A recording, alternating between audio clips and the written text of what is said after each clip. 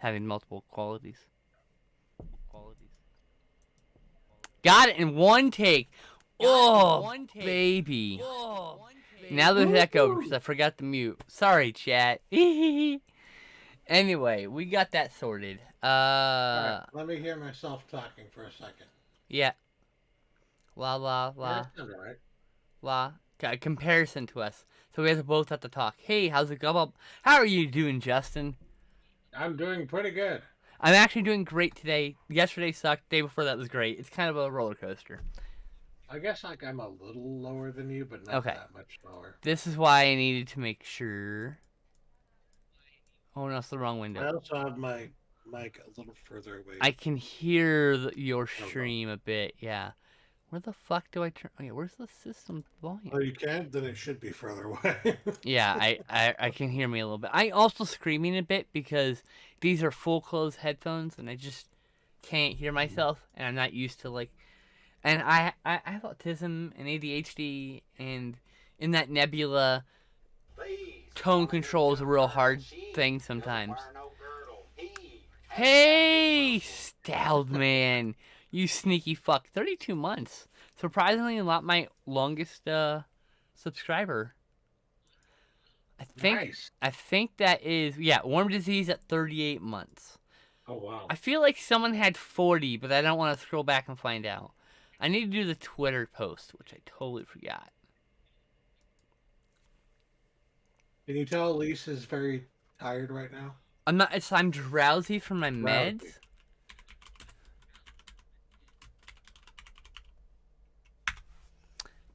I have a kitten behind me. Okay, hold on. God. Yeah, you can kind of see the kitten now. So incredible. Just Like look here to give you an example of how like loopy I am. I literally just asked you if you saw Dune. We watched it together.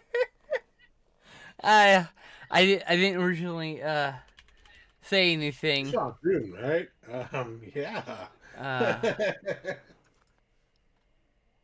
God.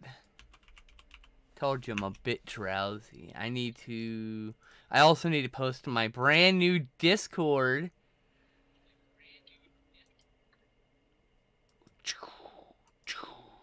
Brand new Discord? What? Yeah. It's Fancy open- schmancy oh, Discord. I know what to do. I'm here. Discord. Put that in the chat right now. Okay. And now, I gotta get a bot that automatically announces my streams, but I'm not there yet. What was the other one in the title? Fuck me, my brain. Alright, I turned my Faculty. everything down so that it wouldn't. Hopefully, it doesn't bleed through as much. Faculty, I just typed. Faculty. In case you're curious, we watched the Faculty. That's the pornographic version, I believe. Oh god damn, you're fucking right.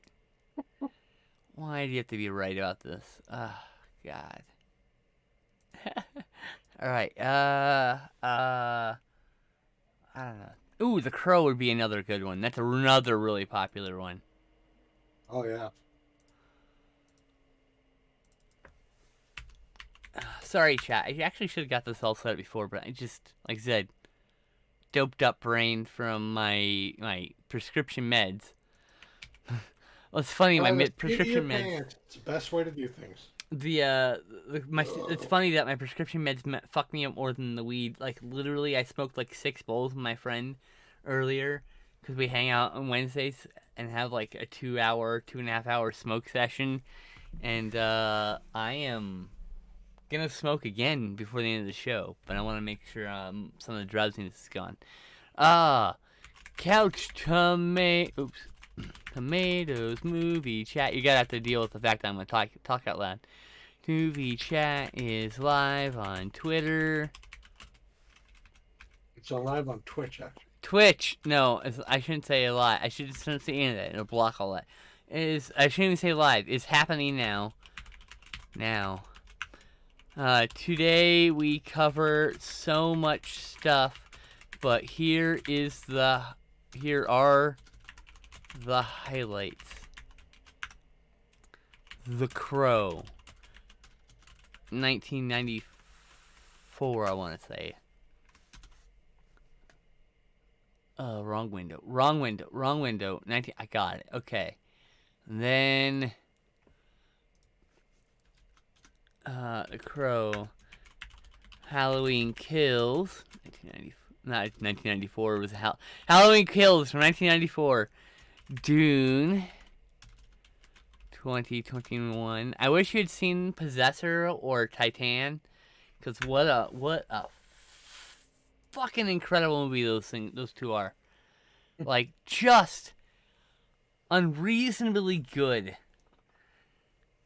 Like, oh boy. I think that's a good highlights. Tweet that. Go to the profile, reply to my own tweet. Couch Tomatoes movie chat. I'm gonna go https://www.twitch. Like obviously in the podcast version in the future, when I actually get around to doing such things, I'll cut this part out. Podcast hashtag. Oh, and then I need to just copy all this shit, huh? I already forgot I have all the hashtags ready to go because I'm fucking cute like that. And then I have to copy this part. Tweet that. Go to my Discord. I know so many steps. Stream announcements. Hey, everybody. Oops, hey, at everyone. I am live with Stout Man talking movies. I know I sound like I'm drugged up now because I'm talking really slow. My legs are like jelly, bro. With our weekly, sometimes, movie show. Tweet.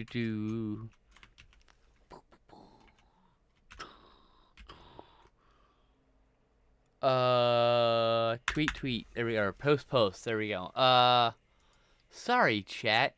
A little drowsy. Alright, so let's just talk about Dune. Dune was quite good. I actually watched David Lynch's Dune like a couple of weeks before we watched this. Oh, that's good. I like some things from David Lynch's Dune more than this one, actually. Yeah. The personal shields in particular. I like the depiction of the boxy, which seems more realistic, to me. Yeah, I wanted to have an idea of like what to compare it to. And to be honest, the thing that I liked the most, more about David Lynch's version is like the Baron. Oh, Harkonnen, yeah. I also like Baron Harkonnen in the original. That's the other thing. So much more gross and disgusting. And creepy and fucked up and evil. Yeah. In David Lynch's version. Yeah. I agree. I do like that the Harkonnen in the new movie is pulling an Apocalypse Now. Marlon Brando with the bald head and a little bit of actually Island of Dr. Moreau too. Now that I think about it, also pasty white, bald headed, Marlon Brando. It's not actually Marlon Brando. It's just the guy who looks exceeding. I think he's dead actually. The guy who just exceedingly looks like Marlon Brando. With all the makeup and stuff, he looked a lot like great though. Like, but he also kind of looked like what's his name from Leon the Professional. What am I thinking of? Danny Aiello? No. Okay. Then I don't know who you're talking about. It's been The about. guy that goes, everyone. Oh, he's not bald in that. Oh, you mean like his performance though?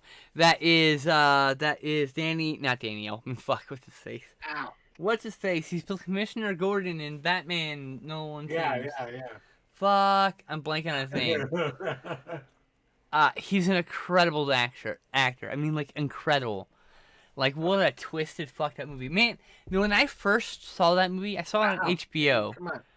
and HBO showed the cut version, which is I would say more attuned to the social standards um of America.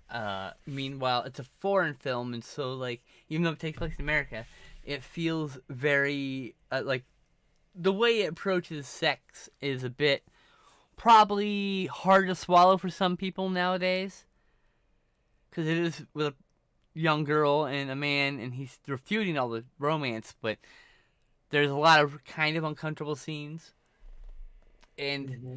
there's a moment in the professional. I know we've already sidetracked where she's in the garbage chute and he's handing the plants, and the very first time I am like 15 years old and I just start sobbing. Like what an incredibly powerful. He loves life so much. He doesn't want the plants to die when he is gone.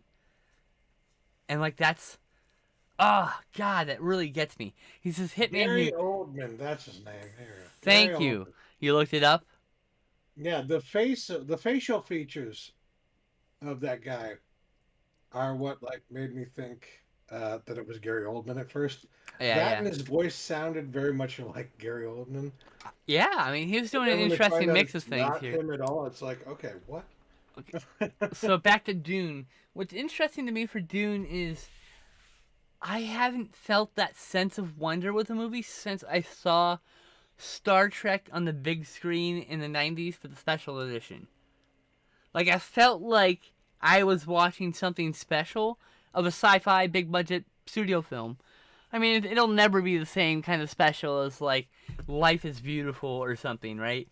But it felt special because it felt like a lived in universe like George Lucas would have made. If, like, in, like, so many shows try to do that and don't succeed. And this succeeded so well. The visuals, the miniatures, the sets, the costumes, the incredible fucking lighting, the amazing fucking acting. Like, oh my goodness, this movie was so good. And I was expecting it to be okay. Okay? Because I've never read Dune, but like I've seen all the other Dunes, so like I have expectations that I struggled getting rid of. So I did not remove my expectations, but this movie went far beyond my expectations, and I was very worried. I know I'm just commanding the conversation. I was very worried a boxy Lord of the Rings was gonna happen, where he only got halfway through the movie and they never funded the last one, and some other dude did Return of the King, and it's not the same. And I was so worried that would happen to Dune, but they just started. They're starting filming in July of next year, so it's happening. I'm so excited. Give me the second movie as soon as possible. I will let you now talk. I am sorry for commanding the I feel the conversation. same way, basically, almost exactly the same way, because after seeing the trailers and stuff, I only watched like one trailer, but I was like a little bit worried because it seemed to me like some of the costumes were a little bit, that there wasn't a whole lot of detail there, but like I knew like this that it's Dennis Villanueva. I trust this guy. I'm gonna just take it on faith that it's gonna be good. And sure enough, we watch it and it was really Incredible. fucking good. And like you said, it had that lived-in Yes. universe feel, and It's it so few was movies. Most yeah. movies try so hard, and they get some of it right, but it's not like it's weird because like of all things, Demolition Man gets it right. You know, like of all Yeah. things, it's like those kind of movies. Like surprising what movies will get it right, and which ones just kind of miss the mark. Galaxy Hmm. Quest is another one that nailed it, honestly. Anyway, And there were just so many moments in Dune that I was like, they need to give this man a Star Wars movie because he would blow everybody's minds. It would be so fucking good. I don't care what anybody says. I 100% That agree. Denis Villeneuve Star Wars movie would be fucking incredible. I literally posted about that. Like, you need to give him the Star Wars movie. You need to give Yeah. Oscar Isaac Batman. I need to see him play Batman. I am not kidding. He would be an He would. incredible. Here's my cast for that. That would be Oscar Isaac uh, as as Batman. Uh, David is it David Choi? David Cho? David Cho? David no, that's the wrong guy. Uh, David Show, David no. no, not David Cho. He's the artist. That's the artist. Uh, what is that gentleman? I'm blanking on his name, but I would. I fuck. I lost all. Fuck my brain damage. I hate it. I just lost everything. Okay. Uh, uh. I want Stellan Skarsgård as Commissioner Gordon. Oh, Like I fucking want that. Like my fan cast of Batman. Man, we should do a fan cast episode sometime on an off week. Like how we do it every other week. Maybe on an off week we can do like a fan cast or something fun like that. You know, I don't know. Just thinking about maybe trying to make this every week in some fashion, and just make it like content like we're doing. Anyway, do you have any other thoughts on the incredible movie of Dune? By the way, the Dune went up overnight. I ended up like I had dreams of it and like living in the world and being and like so it went up to 9 stars from 8. oh, So okay. I increased my Well, score. Sometimes that happens.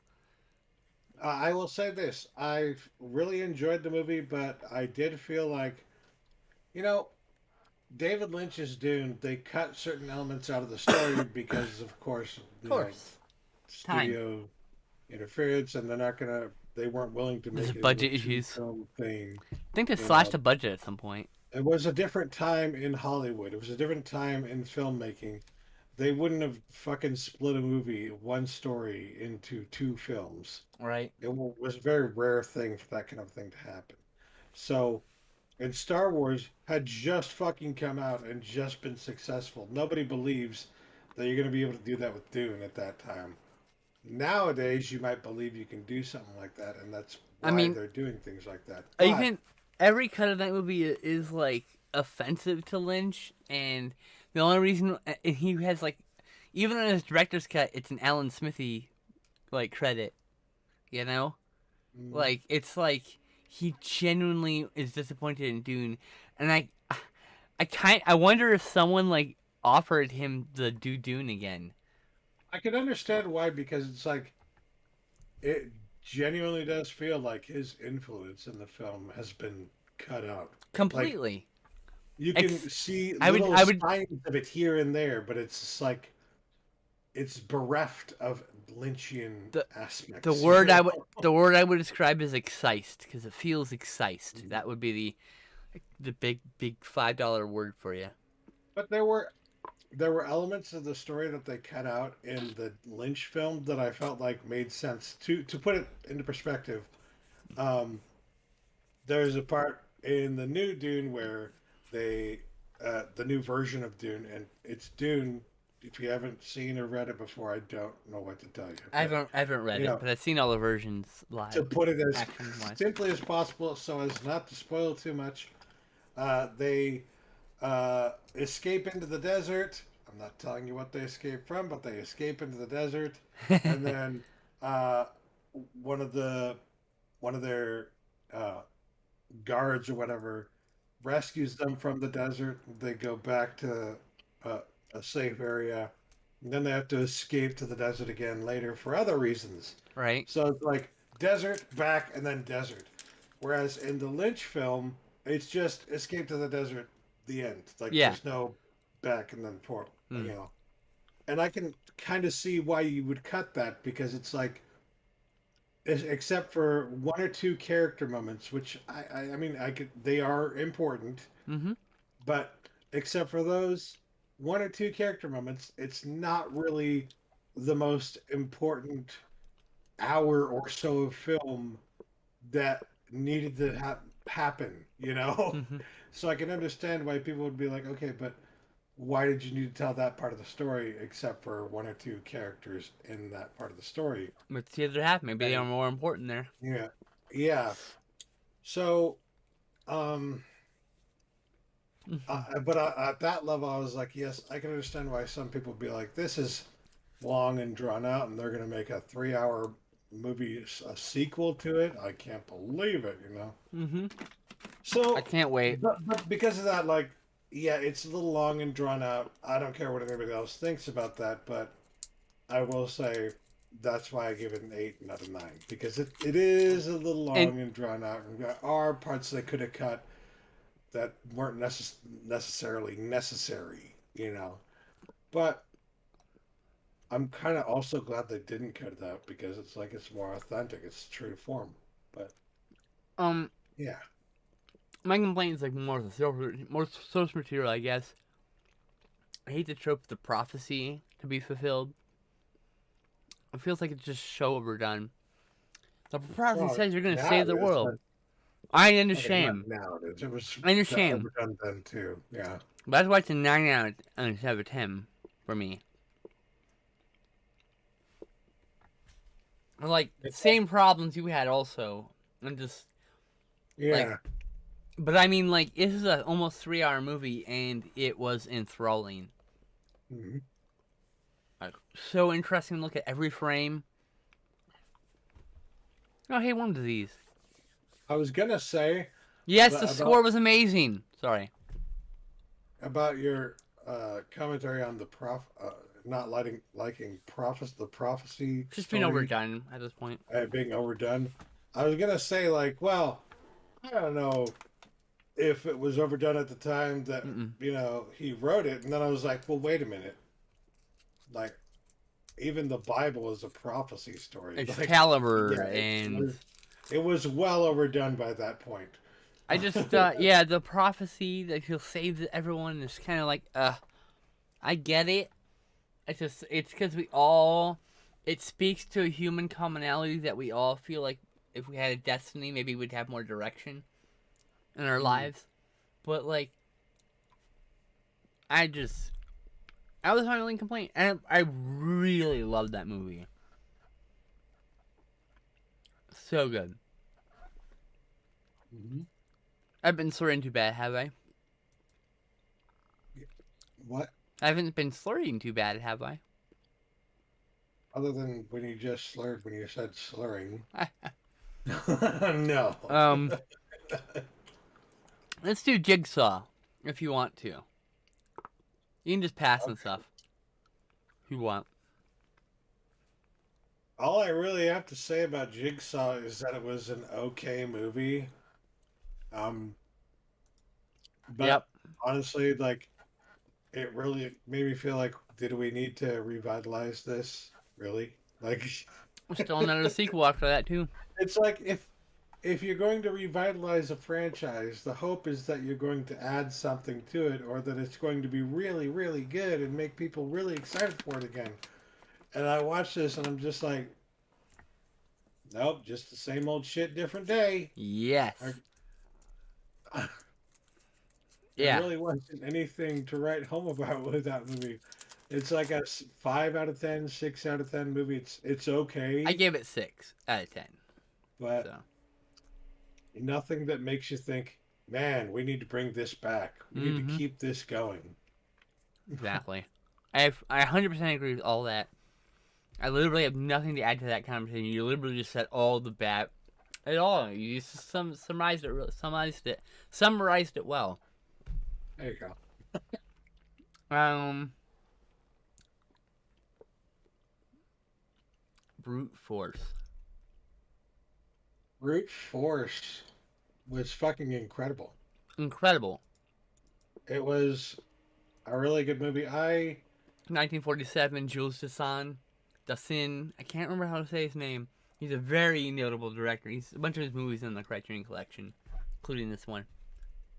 I feel like I only like sort of kind of knew about this movie before, and like Same. maybe I had heard the title at some point before, but I didn't know really anything about it. And I've seen just a few going clips here into and there. That's about it. it, the immediate reminder of like movies like Escape from Alcatraz and Mm-hmm. Birdman of Alcatraz, especially Birdman of Alcatraz, is a very strong. I felt there's Imagination. a bit of inspiration to Shawshank Redemption, especially with the cruelty, the kind of cruelty the guards would do. Mhm. Um,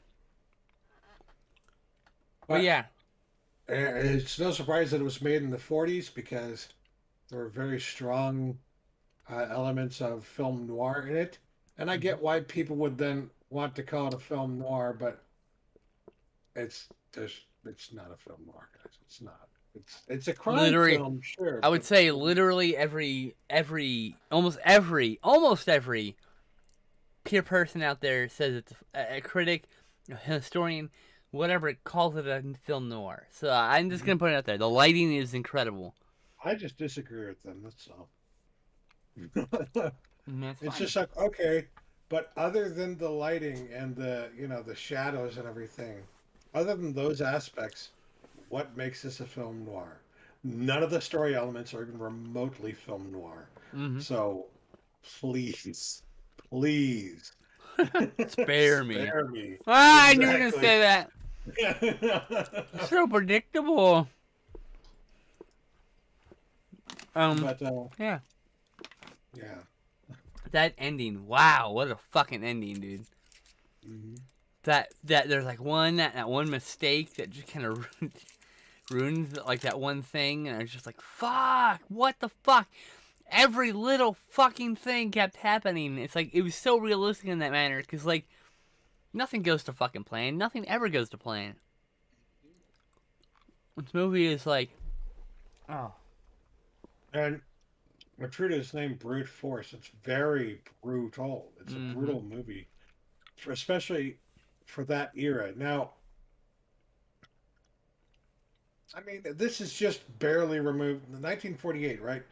Yep. 1944 is when Double Indemnity came out, and Double Mm-hmm. Indemnity, they had people sleeping in different beds, if I remember correctly, Yep. and like they just vaguely hinted at the idea of a one night stand happening.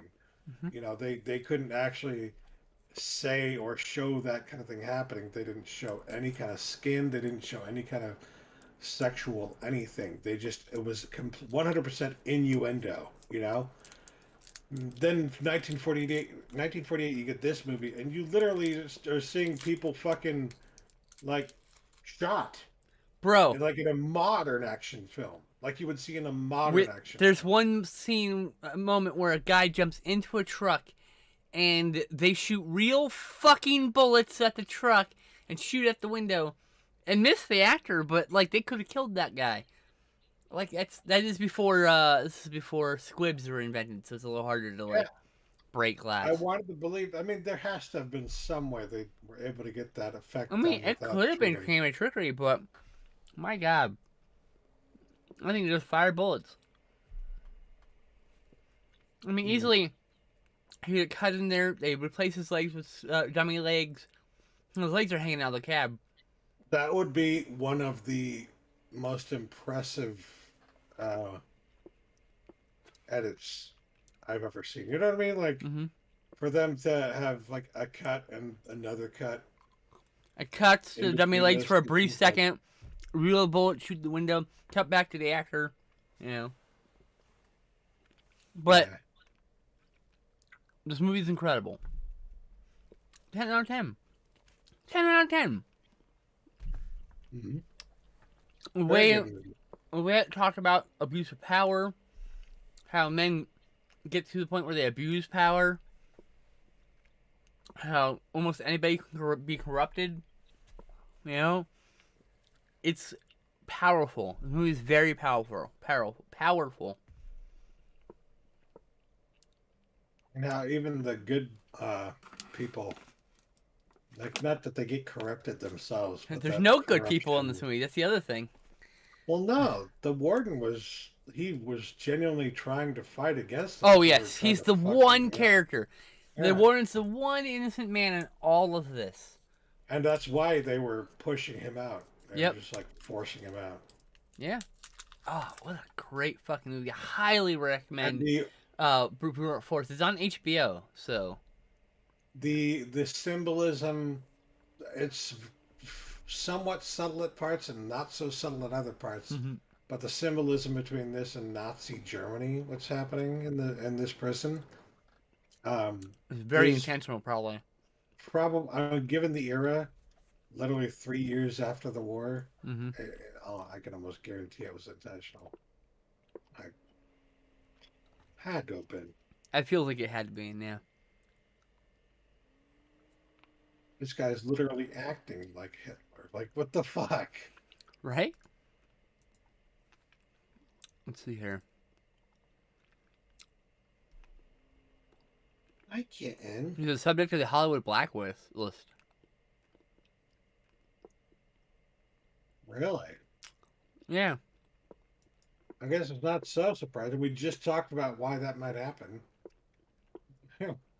Dawson said in 1948, Daryl Sonic called him into his office to inform him he would be blacklisted, but still had enough time to make a movie for Fox. Dawson was blacklisted in Hollywood during the production of Night in the City. Oh, I need to see that. And he was not allowed on studio properly to edit or oversee the musical score of the film. Wow. He also had trouble finding work abroad, as U.S. distribution companies blacklisted the U.S. distribution of any European film associated with actors blacklisted in Hollywood.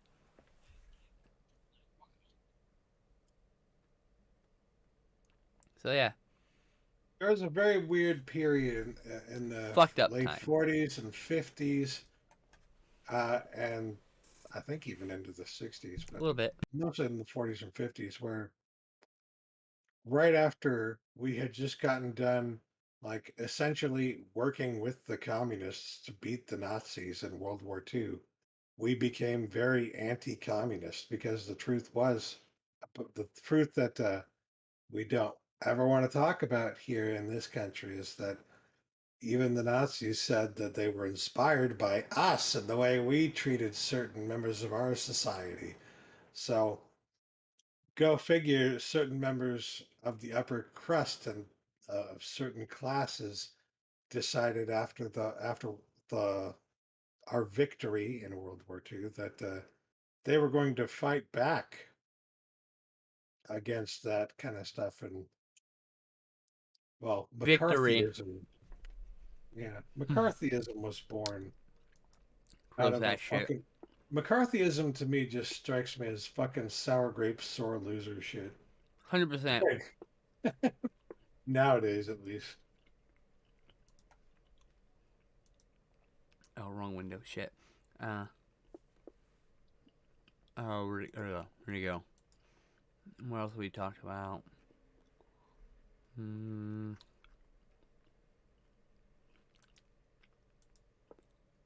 Hmm.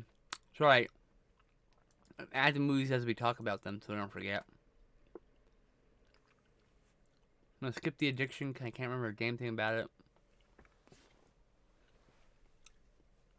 A really good movie to give you a sense of what McCarthyism was like is The Majestic, which is the movie that followed that. Majestic's great. It was the Frank Darabont. follow-up from Frank Darabont. Yeah, it was the movie he did right after Shawshank Redemption and The Green Mile. Jim So Carrey, by the way. That's yeah, and the one of his thing best is, roles. nobody considers The Majestic a great film, but it really is one of his best. It is It really gets an 8 out of 10 it's film. Like, no completely joke. underrated. Like, 8 out of 10. It's such a good film. yeah. Um, let's see here. We're not gonna talk about Hubie Halloween. Fuck that noise. The Crow. Do you want to talk about The Crow? Well, it is in the title. True. We've seen The Crow before.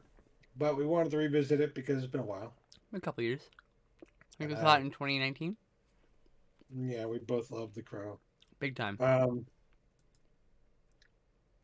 and it was just happenstance. We had been planning to watch The Crow before what recently happened on another film set Yeah. again, Yeah. and it was sadly happenstance that we decided to watch it. Finally got around to watching it on Devil's Night.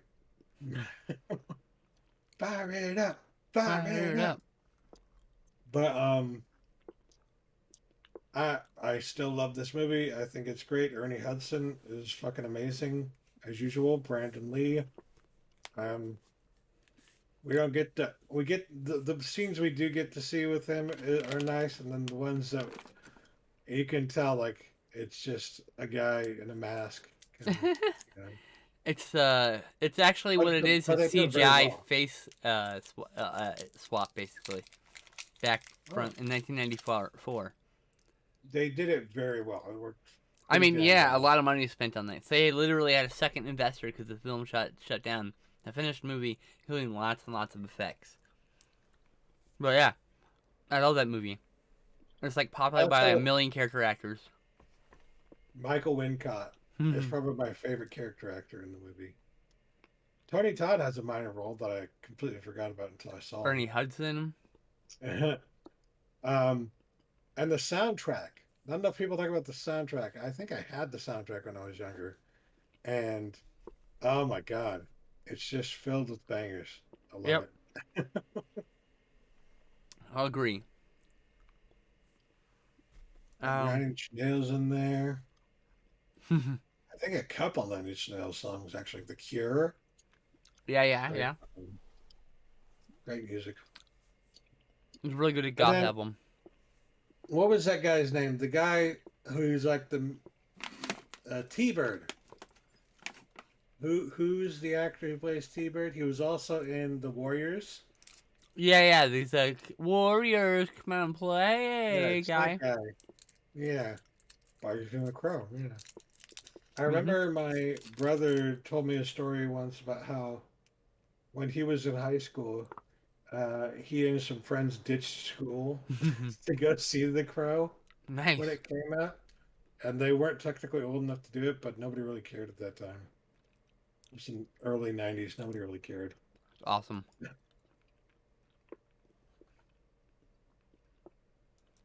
All right.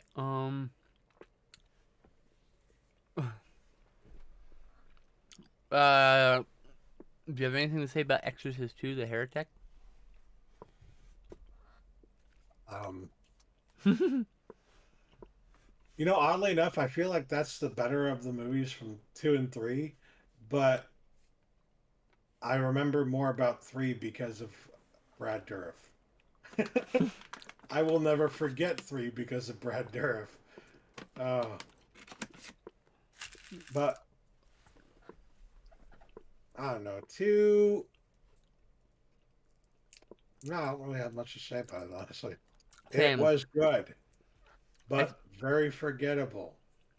Exorcist 3? Brad Dourif is amazing The best character in in the whole everything movie. he does. Yes. Holy shit. He's an incredible actor. He just eats up every bit of fucking uh, screen time he can find and commands your attention in everything he does. It's amazing. It just made me want to watch more Brad Dourif stuff. The story itself, I don't know if it's very strong, but I did see elements of the movie, like the ceiling crawl, Hmm. that I was like, that probably went on to inspire, because I don't remember seeing that very much in any earlier films. So I was like, that Yeah, I'm not probably sure. is one of the things that inspired ceiling crawls in later films, in later horror films. It was a fairly predictable movie, but if only for Brad Dourif's role in it, oh my god.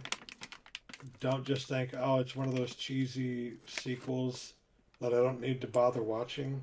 you will love it just because of Brad Dourif. If you love Brad Dourif. Yeah, he's truly great in that. David Patrick Kelly was T-Bird, apparently.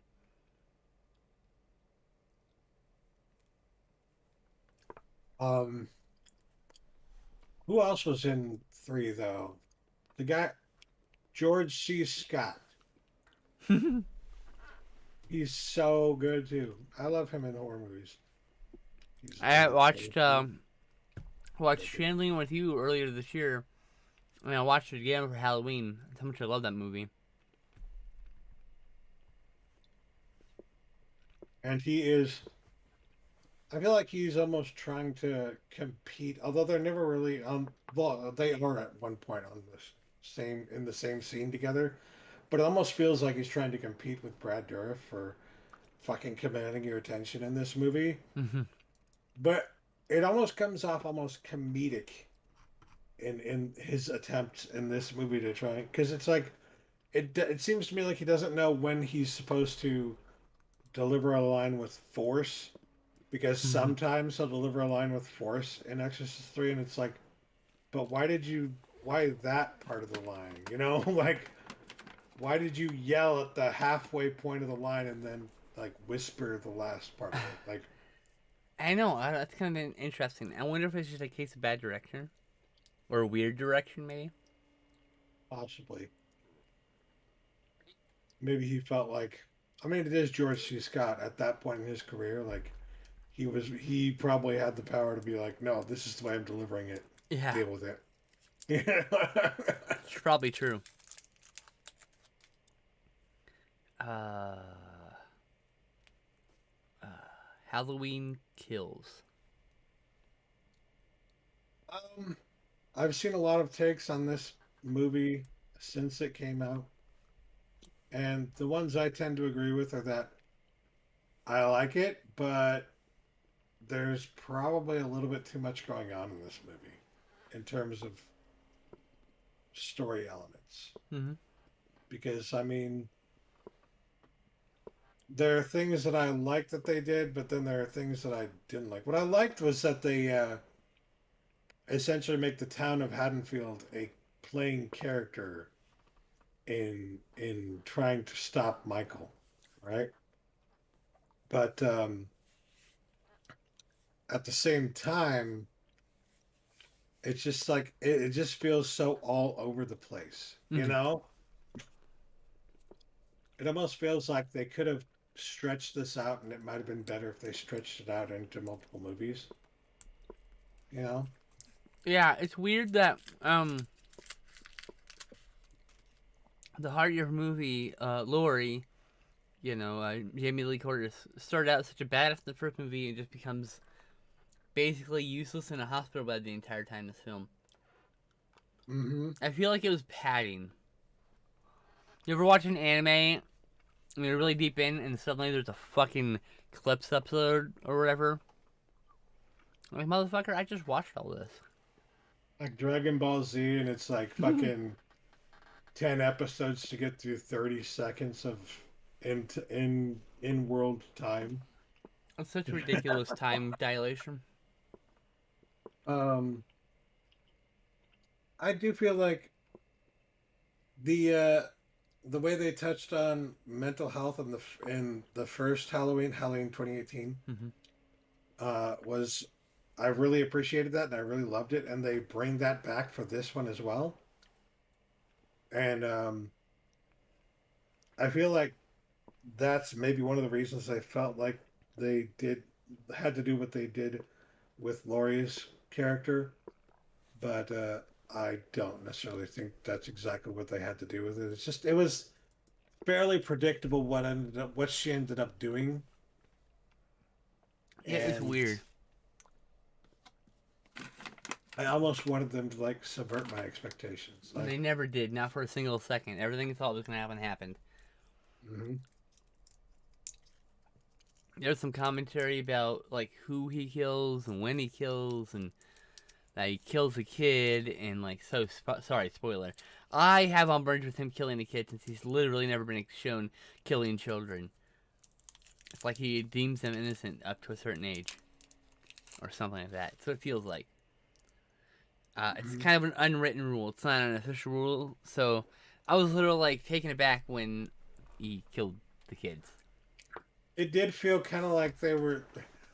I if it were a different era, the fucking trailer might have had the trailer voice guy going, "He's back, and now he's pissed." Like like Right? it's like okay, why does Michael seem to have like now this ultra vendetta against everyone? Like before he was hyper focused on one thing, and now it's like he has an ultra vendetta against anyone and anything that stands in his way. It, but to be fair, people complain about the brutality and or not complain about, but they take umbrage with some of the brutality in this movie. I mean, there was the scene in Halloween 2018 where he cut off a cop's head and then turned it into a fucking jack-o'-lantern. That was cool, Spoiler alert. but But I that's mean, in that's pretty fucking brutal. and that's within his wheelhouse.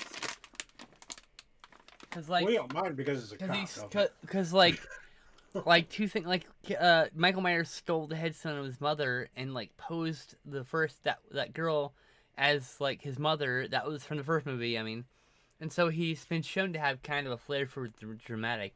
So first I'm like, why is he like that one time when he's like stabbing the dude over and over again and that?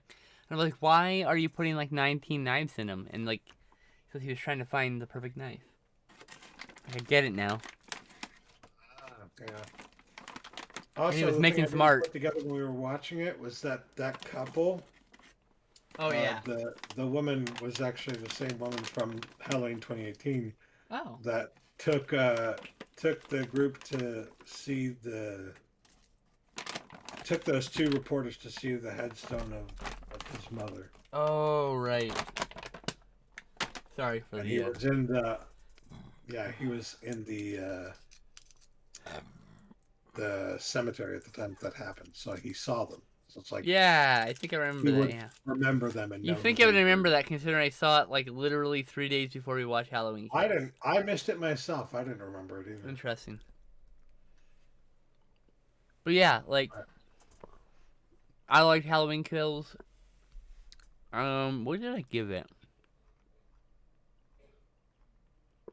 I don't remember, but I think I gave it a 7 out of 10. Like it's good. It's just not everything I feel like it could have been. Oh well. It's better than most of the original Halloween sequels, four and onward. Like I've said in the past, it's sometimes very hard to like shake shake that feeling with a bad movie. It just sticks with you. As soon as it starts turning, you're just like stuck with it. Hmm. And I'm just like, oh fuck, what am I watching?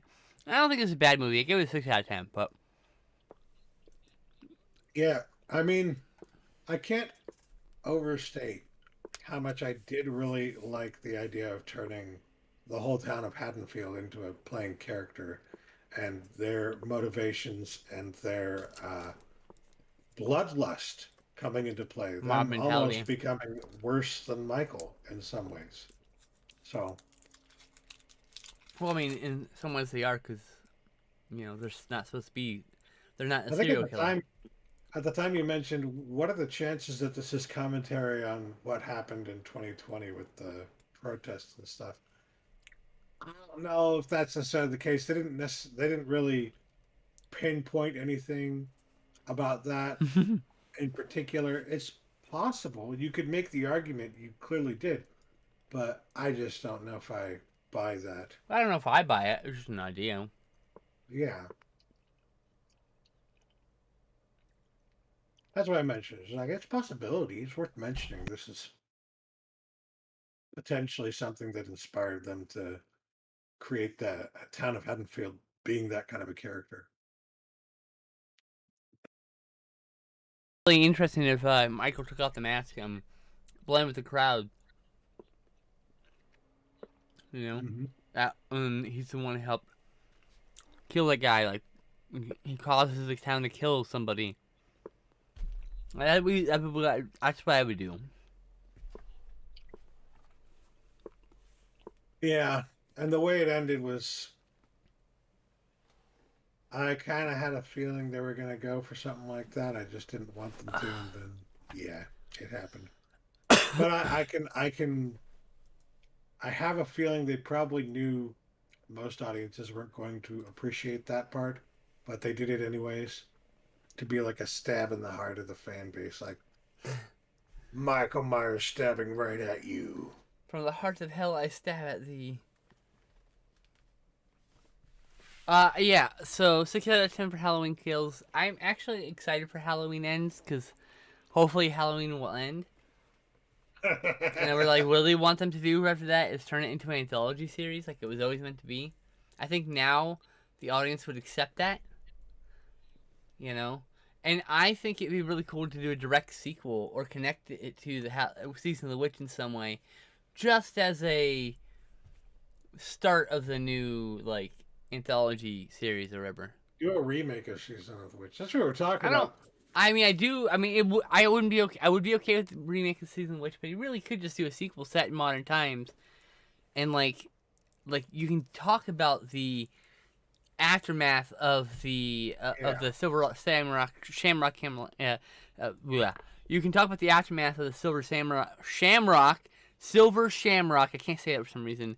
Situation and how the world copes with like tens of thousands of children who just suddenly died. You know, like that. That to me, the implications you can build with that structure is so fucking good. Yeah. Like I want that. That would be very cool. Yeah. Um, what I was saying after we watched Halloween Kills was that like they should um do a Halloween Ends as like a remake of Halloween 3, Hmm. and then have people because it would be the third Halloween movie in the series, right? And it'd be the perfect quote unquote trick to play on the kids, you know, to quote Halloween 3. I think that'd be great, actually. What a lovely trick, don't you think? Oh God, Colonel Cochran. We watched that again this year, by the way, because it's really fucking good, and we watch it almost. I think we watch it most years. We've missed it a few times. It happens. Sometimes we get busy.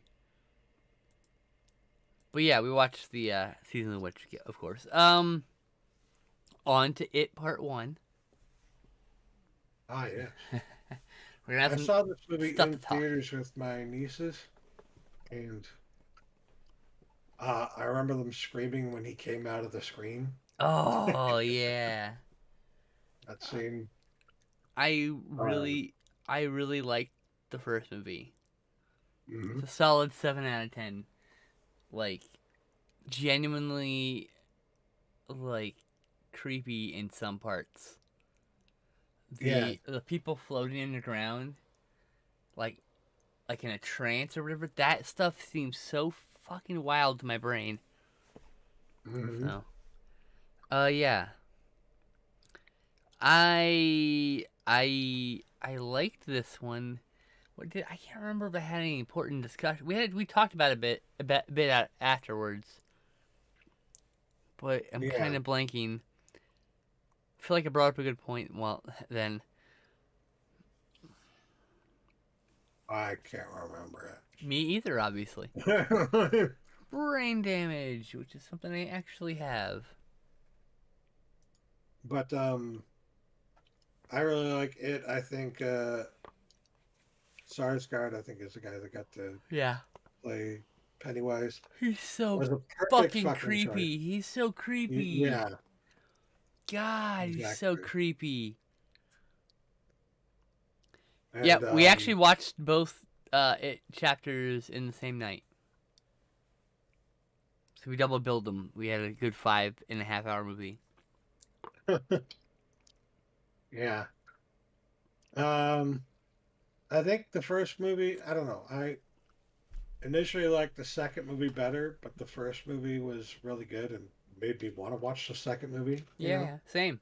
There are still elements of the original 1990 miniseries that I with Tim Curry that I like way better. Like what? Tim Curry.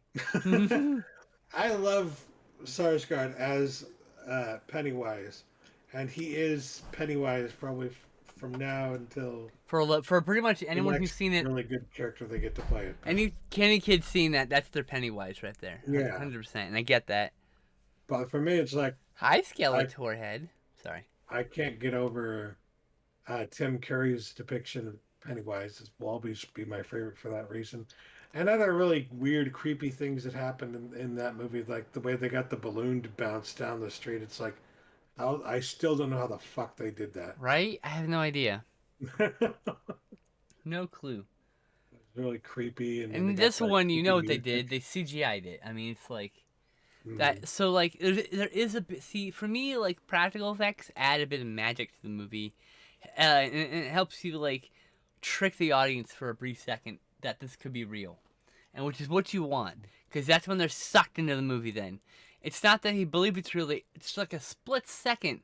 This could be real, and then that's it. They're totally engaged in the movie, and that's yeah, it's good. That's what you want. This version of it is way more brutal, Very. and that's for the best because that's the story Stephen King wrote is way more brutal.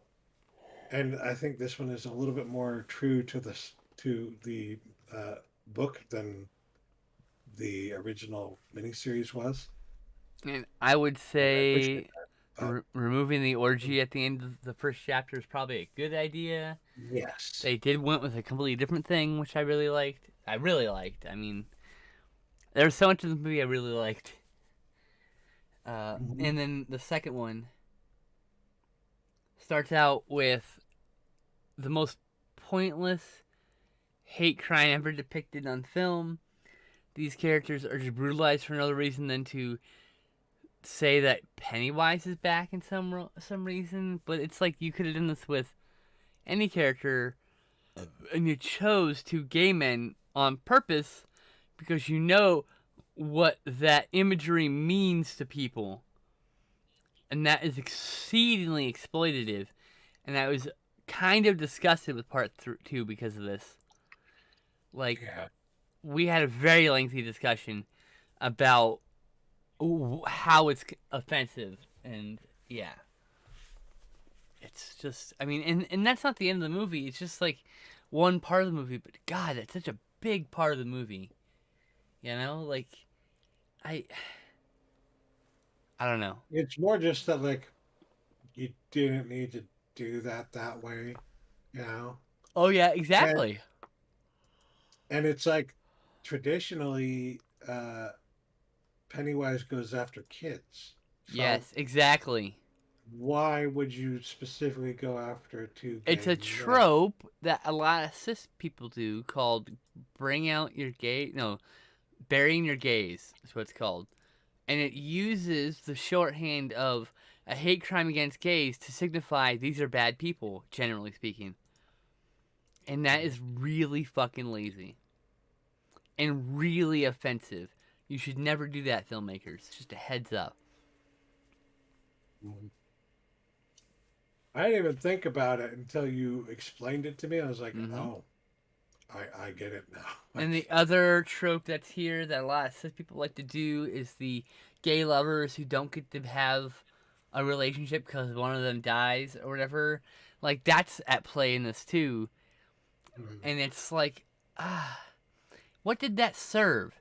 That served nothing. It was such, like I said, it's exploitative of these tropes against the LGBTQ like people. Like, people every day are killed in hate crimes. It's like to trivialize it for the mere fact of just, oh look, Pennywise is back, is offensive to me. I still give the movie 7 out of 10 stars, but I almost said 7 out of 8, which is wrong. 7 out of 10 stars, but like it comes with a caveat. some people will not be watching this movie. They'll refuse. I get that. So, do you have any other thing to add to that or the movie in general? Um, when we finally get to see what Pennywise looks like, what it looks like, Ha ha ha. I like their depiction of Pennywise in that scene and just the almost elder god aspect of him. Yeah, I But mean, I think he's an alien, but yeah, it is very Elder Goddish, right? Or like a at thing the same time, of the deep or something. I will note they do use the mystic Native American trope as well to They did put that in there. the magical indigenous person trope. Yes, Yeah. I believe the trope's called magical Indian, but I don't believe that terminology is being changed to magical indigenous person. It Yeah. works just as well, honestly. Doesn't roll off the tongue as easily, but who gives a shit? That's it. Who cares? It's just a Hmm. saying. Sayings change over time. Like the water in the womb, like they'll go, the covenant, blood of the covenant. Like they'll use that line. Like abused people use that line, and they leave out the fact that the line the phrase is the uh, blood of the covenant is thicker than the water of the womb, implying the family you choose is more important than any other family you were forced to have from birth. Not that those people can't be good and important in your life. So, I lost my train of thought. Fuck.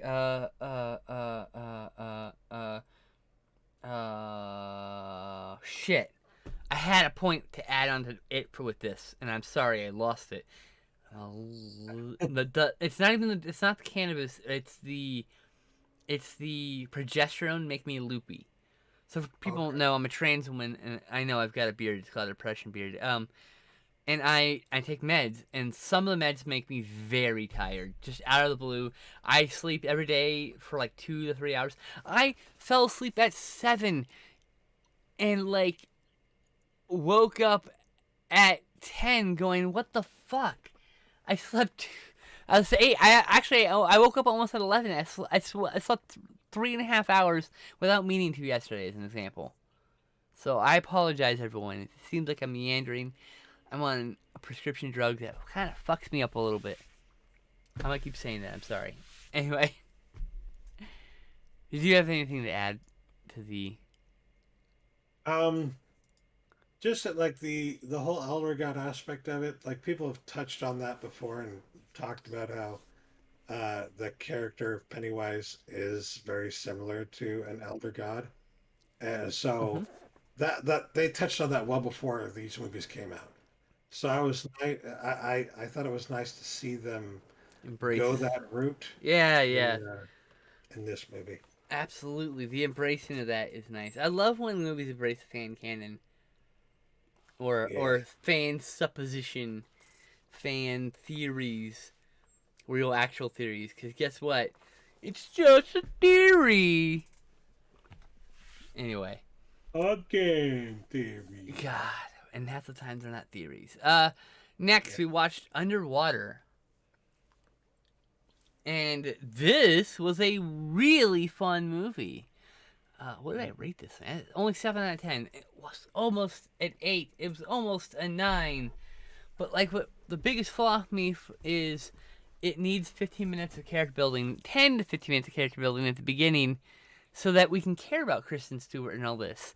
We hardly have a chance to care about her until later in the movie, when she's made some decisions, but she's depicted as the main character from the beginning, and so I feel like that's a bit of a flaw in the storytelling, because it's not strong enough to telling, like, giving us anything about the character for a good 30 minutes, where it's just she's running and trying to survive and fighting through this and that and this and that. Then she meets up with the group, and that's like, that's when her character starts evolving and changing into what it is. Yeah, the movie is like an hour and a half. It's not like they couldn't have added 10 to 15 minutes to it. Easily could have added 10 minutes, go light on it, since you're trying to go Mhm. an action packed film. Maybe like tease some stuff for later in the movie, but like, I mean, they're yeah. definitely trying to play on the whole idea of what Alien did, right? and they're trying to do that kind of a movie. But the thing that Alien had that this movie doesn't is that like first 10 to 15 minutes of getting to know these characters. I mean, yeah, they show you everything about the character by looking at their locker, about their sleep pod, how they're dressed, how they react when they wake up. Like it's all storytelling. It's almost all wordless. So, and in this Mhm. one, it could have done that since there's a real heavy Aliens second movie influence, and some of the characters are kind of like plucked from the movie. It feels like in some ways, just in their attitudes and the way they act. But uh, yeah, I really enjoyed it. I really did. I like Kristen Stewart a whole lot. I like what we find out about what's going on at the Oh end. God, that was incredible. I was not prepared. I Because had until an then, it kind of inkling. felt like until then it kind of felt like a Sphere to me. The late '90s, mid to late '90s sci-fi movie Sphere. Yeah, we saw that Um, together a couple years ago. it had the same kind of feel to it. Not necessarily the same kind of movie, but it had the Yeah, same kind of feel to it. And I feel like Underwater is better than Sphere. Just gonna put that it out is. there. It is. I think so. Yeah. Sphere, not Spear. I don't know if I said Spear. Sphere. Sphere. Spherical. Sphere. Not fear. Sphere. I'm full of sphere. No, wait, that's something else. I haven't seen Fear in a long time, though.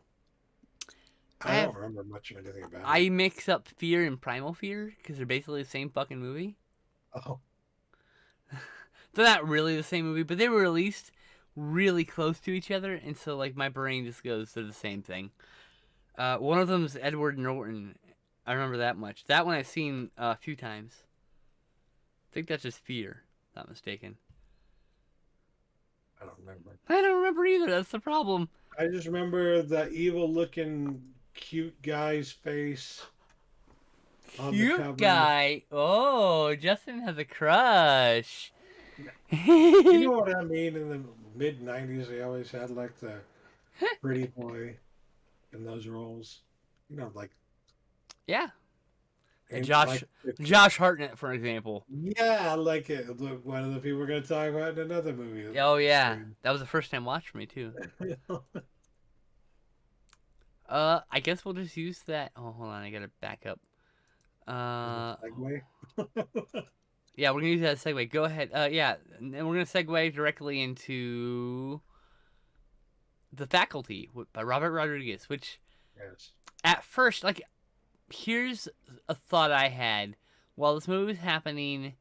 There is like no Robert Rodriguez is like touches until about 35 minutes into the movie.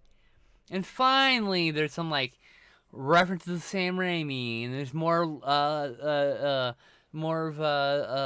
Robert Rodriguez's like frenetic style and a bit of humor and like this movie feels heavily tampered with in my opinion. Yeah, I Hi. can see that. I mean, it may not It have been. definitely like it doesn't in the same way that Dune doesn't necessarily always feel like a David Lynch movie, the original. Yep. Uh, this movie, The Faculty, doesn't necessarily always feel like a Robert Rodriguez movie in the same Exactly. kind of a way. Whereas, like, you can kind of feel a few little influences here and there, but for the most part, it's not like the kind of thing he usually does, or at that time in in his career, he didn't do that kind of movie at least. So, Yeah,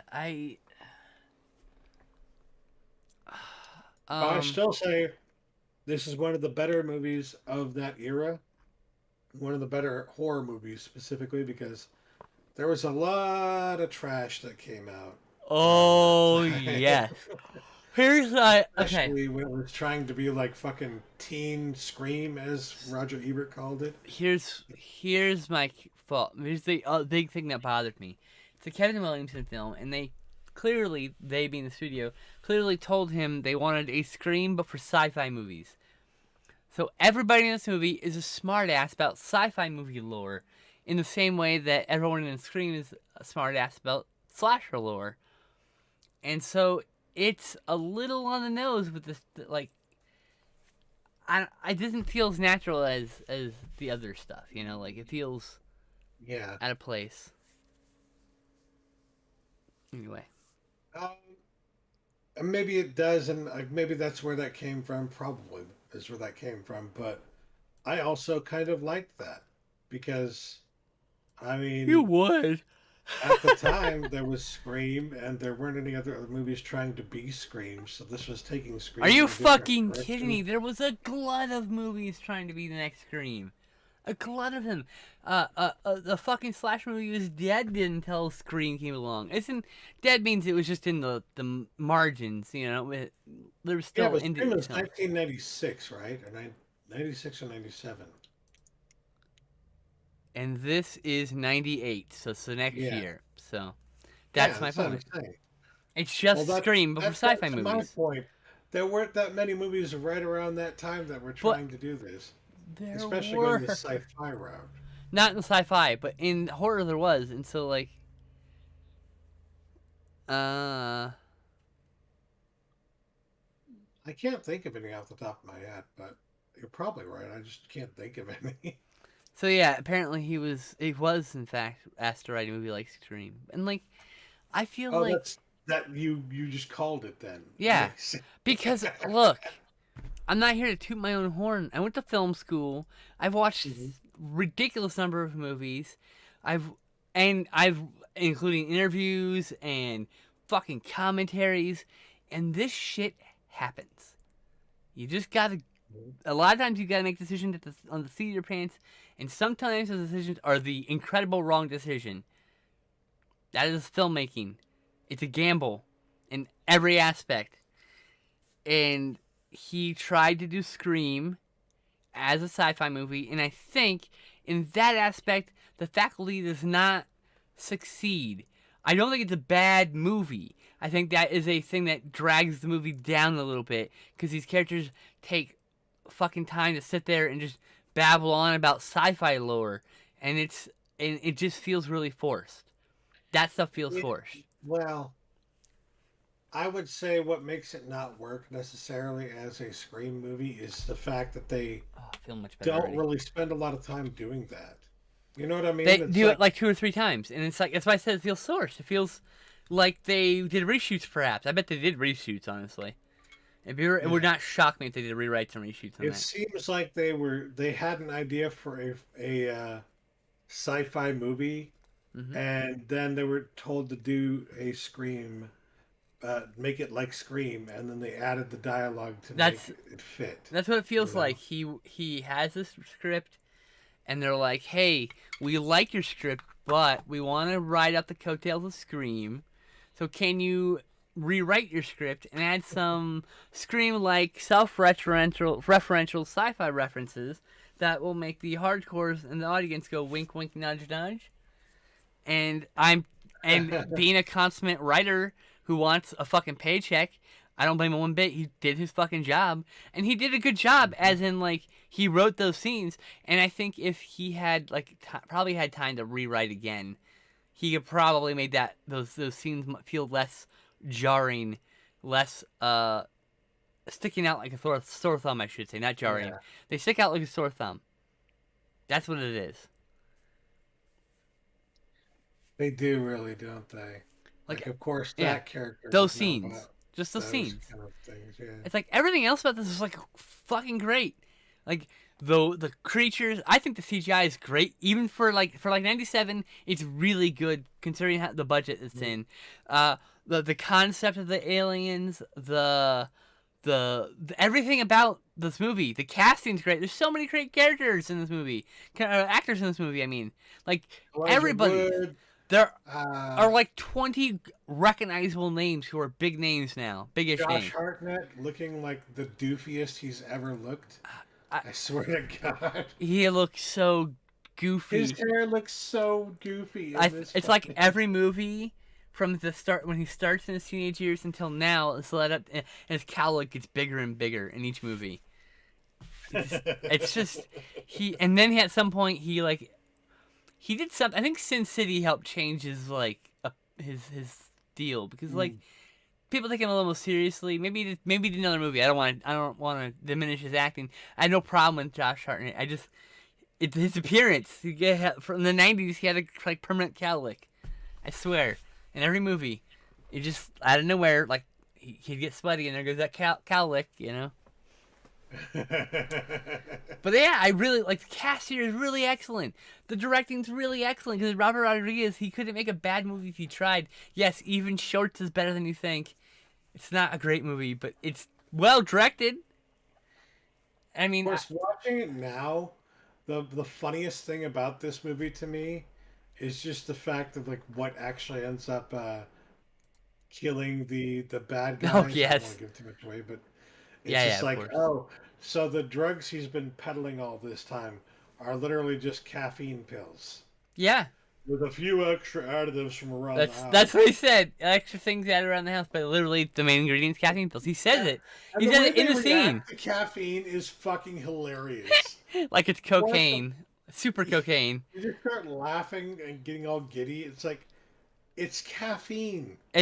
Yeah. You get more It caffeine from fucking soda. it's like it's like weed, excuse me, cannabis and cocaine combined.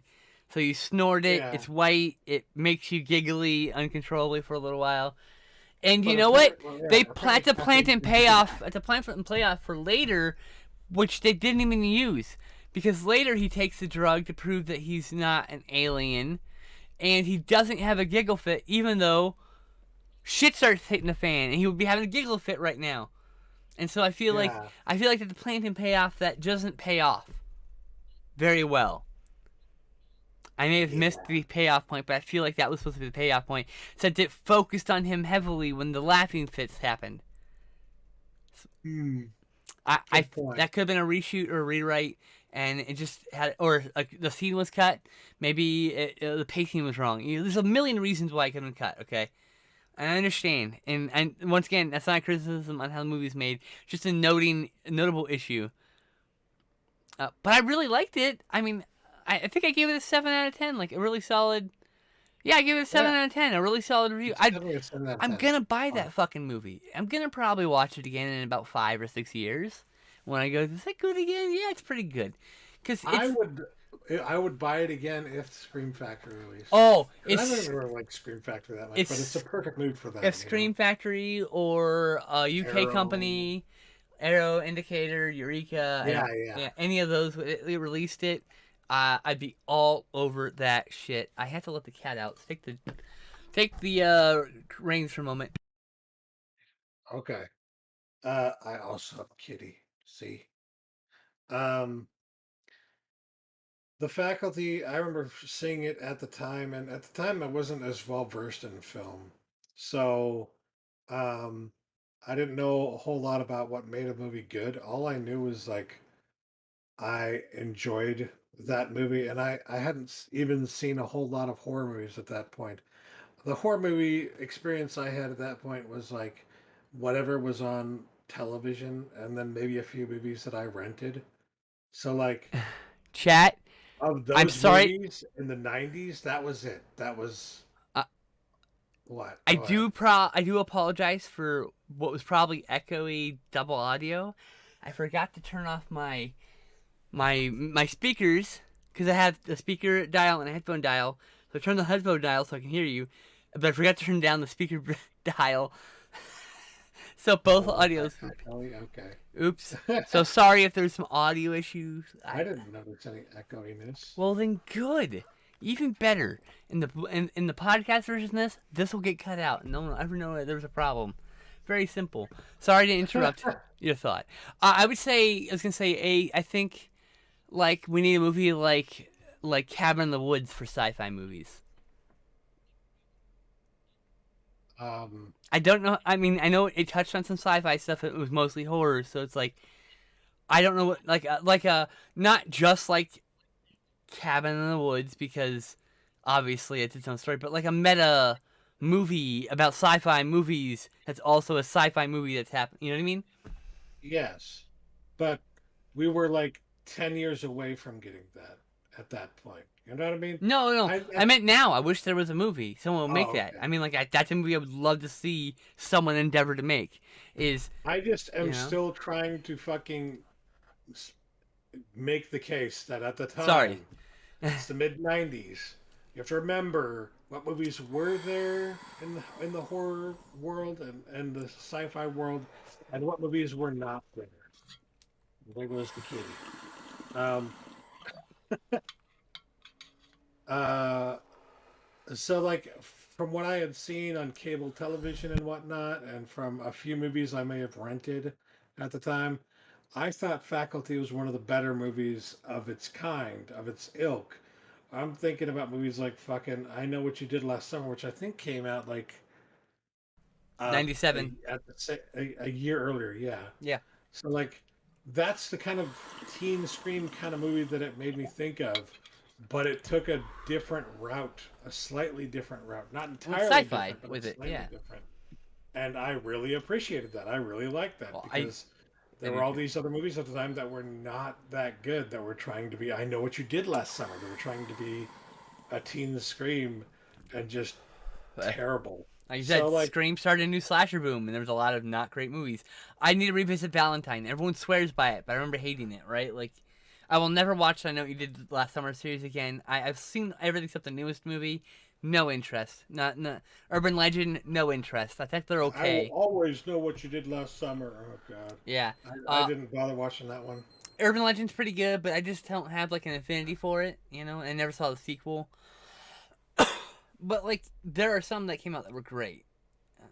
I probably interrupted your point again. I'm sorry. I have heard that the new Amazon version, the Amazon series of I Know What You Did Last Summer was actually pretty good, but I'm still not sure if I want to see it or not. Like, I think I'm just done with that whole concept. For me, the one that got lost in the mix was Cherry Falls, a movie that definitely deserves to be remembered more fondly. We need to I don't revisit. remember that at all, actually. We need to Cherry revisit it. You may not have seen it. We need to see it then. Is this streaming anywhere? Please be on like HBO or something. Urban Legend, Robert Englund, wasn't he only in like Fuck. one or two scenes in that movie though? Like I he was don't like the know. teacher. He was the teacher. Maybe. Fuck, what happened? Perfect role for him at that time. Oh shit. Too. Do I know this person on Twitter? I ordered a shirt earlier and I think it's from a mutual and I didn't know it. It's a very personal message. It's like, oh shit, I'm gonna have to read that later. Distracted by the internet because ADHD. Slasher version of Body Snatchers, exactly worm disease. Yeah. 100% the Faculty is a slasher movie combined with the Faculty. I don't Or know if with I would consider it a Body slasher Snatchers. film, but I would say it's a teen horror slasher with body snatchers. Yeah. It's not quite a slasher film. I think a case could be made for it, but I think someone who loves that movie a little bit more could probably make that case better than I could. So I could I love see that someone this making a is case for that. I love that this is now one of several horror movies that Elijah Wood has done that has like solidified him as a name in horror. But Right? for some reason, everybody still thinks him as only Frodo, and they don't even realize. Like a lot of people don't even realize he's done a lot of horror stuff, and it's like, He's a maniac, right? what? The remake. Yeah, he was in Oh, Maniac. He was the main character in we should Maniac. revisit that. That was He was in the incredible. latest I horror movie he did was like Come to Daddy. That was one of the later I ones. need to see that. That's on my watch list also. Um, That but one's streaming. We and might was end up it watching that. Cooties? The horror comedy Cooties? Like I haven't seen it. he is one of the. He's quickly becoming one of like the horror icons, but nobody thinks of him like that. They still like, he's Frodo. He's Frodo. He doesn't do that kind of movie. He does. He does horror all the time. He loves horror movies. I've seen him in documentaries talking about how much he loves horror movies and he loves doing horror movies. So, like, give the guy his due. Come on. Welcome to I'm Movies pretty with Geek. sure he's one of the people who owns Oscilloscope Films. They do horror films, for God's sakes.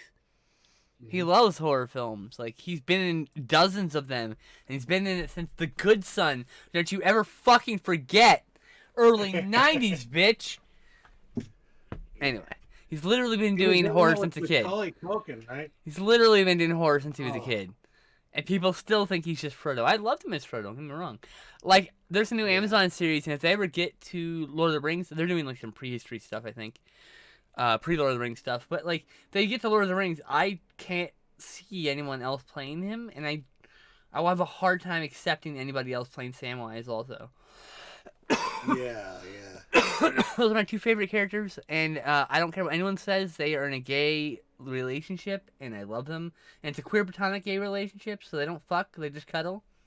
It's beautiful, and I love them for it, and they're beautiful for it.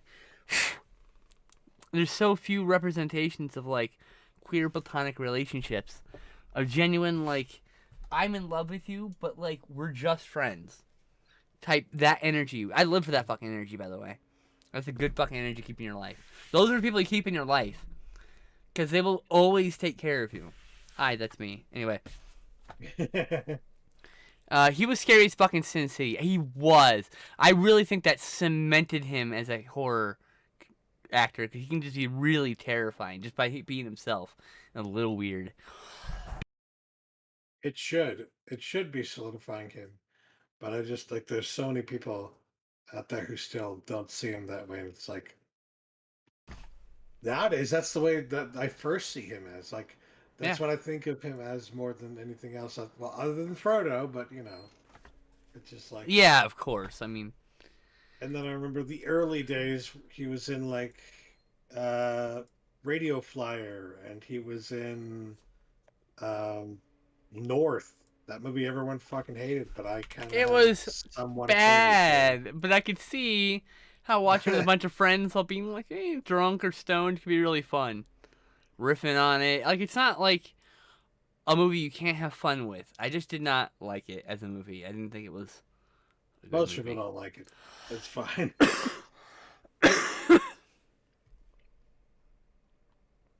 Anyways, Oh, yeah, so next up is me coughing one second. next up is me coughing. Candyman Farewell to the Flesh. Oh yeah, I Candyman. was disappointed in this. I'm gonna be really honest with you. Yeah, I remember it being slightly better than it ended up actually being. I saw this I years mean, ago and years ago back on like HBO and shit. They did play 2 and 3. I liked it as a New Orleans playing itself kind of thing. Nowadays, you don't really get that kind of thing anymore. Even NCIS New Orleans is shot in fucking Georgia because Georgia is where everything is shot now because of all the incentives they Well, give to filmmakers and, to shoot and things after there. Katrina, a lot of the shit that you see in the old movies just doesn't exist anymore. Yes. I mean, like that's the Or it looks reality of different. it, Yeah. or it looks different. Exactly. A lot of that shit looks way more run down now because of that because of the because of Katrina. Because they just left it abandoned because people suck. Because our government can't properly take care of its citizens. Mhm. Oops, sorry, made it political. Moving on. um, you could kind of it's really predictable this movie. I think. It's just a generic slasher film starring Yeah, Candyman. Candyman's great. The background there story were stuff is a great. few really good shots, but other than that, It just meh. basically recreates a bunch of the scenes from the first movie, but differently. Instead of her crawling through a mirror, it's walking through a doorway, but there's still a fucking mural and a mouth, and it's like literally the same scenes as the first movie, but different. And it's I gave it a 6 out of 10. It's alright. I need to see Candyman 3 Yeah, it's still, like a so. 6 out of 10. And everyone says it's It's better than Day of the Dead, and I agree. I bet you, when I saw Day of the Dead back in the day, I thought it was terrible. I bet I'll probably give it a 5 out of 10 nowadays. I'm guessing, based on very fuzzy memories. I haven't seen that in at least 12 years, 14 years. you know what did Like a better job with like horror in New Orleans kind of stuff, or in Louisiana in general Angel was Heart. Angel Heart. Yeah. Angel Heart was incredible. I love that fucking movie so much. We already talked about that in the previous episode, Yeah. though. So go watch that previous episode, everybody, if you want to. You want to know what we're Um, talking about? wasn't it called the Candyman because he would give the kids candy when he saw them? No, it's No. called Candyman because that's what they ridiculed him as. The kid came up when he was being like when he got basted with honey, right? And a kid came up and like licked the honey off and said he tastes like candy. And then all the people were watching this terrible All shit right, happen I to him. remember that now. They were Okay, I like, got it. Yeah, Candyman, Candyman. it brought up that's back. Okay, yeah, I'd forgotten that. That is yeah, I agree. Also, bees I don't think swarm on honey like that. Like I don't think they're gonna eat your flesh because you got some honey on you. They don't like eat your flesh, but I mean, they even do. they could have been hornets, which are meat eating, but like I don't think they swarm on honey like that and eat you. Uh, Just saying, well, let put it this way, could all be right? wrong. Bees eat honey, 100%. They regurgitate honey. When they also eat honey, the reason they make honey is to feed Yeah, they're bees. babies. Yes, yes. But they also eat the honey. But Too. I don't think they're gonna eat you. It's not gonna. It's not how it They're works. not going to eat you. That's Yeah, just it. It's you'll like get I stung. was going to say is like I've watched enough videos on YouTube about honey because I love watching honey I drip. It's hate just one of the bees. most I'm beautiful allergic to sights in the world. bees, and But the so way that when they after they've gotten the honey out of the hive and everything, and they've collected it and everything, and they're putting it into barrels and stuff. When they're done with all that, there's always at least a little bit of honey left over on like the combs and stuff like that. So they will leave it out, and the bees clean off all the honey. oh, that's cool. The bees eat and clean up all the honey. Don't have to worry So, about cleaning it up. They do all the so job like for they you. do indeed go to the honey, and they are drawn to the honey, but they don't like sting you to death if they don't. I think the The idea honey is like yeah. incapacitates them.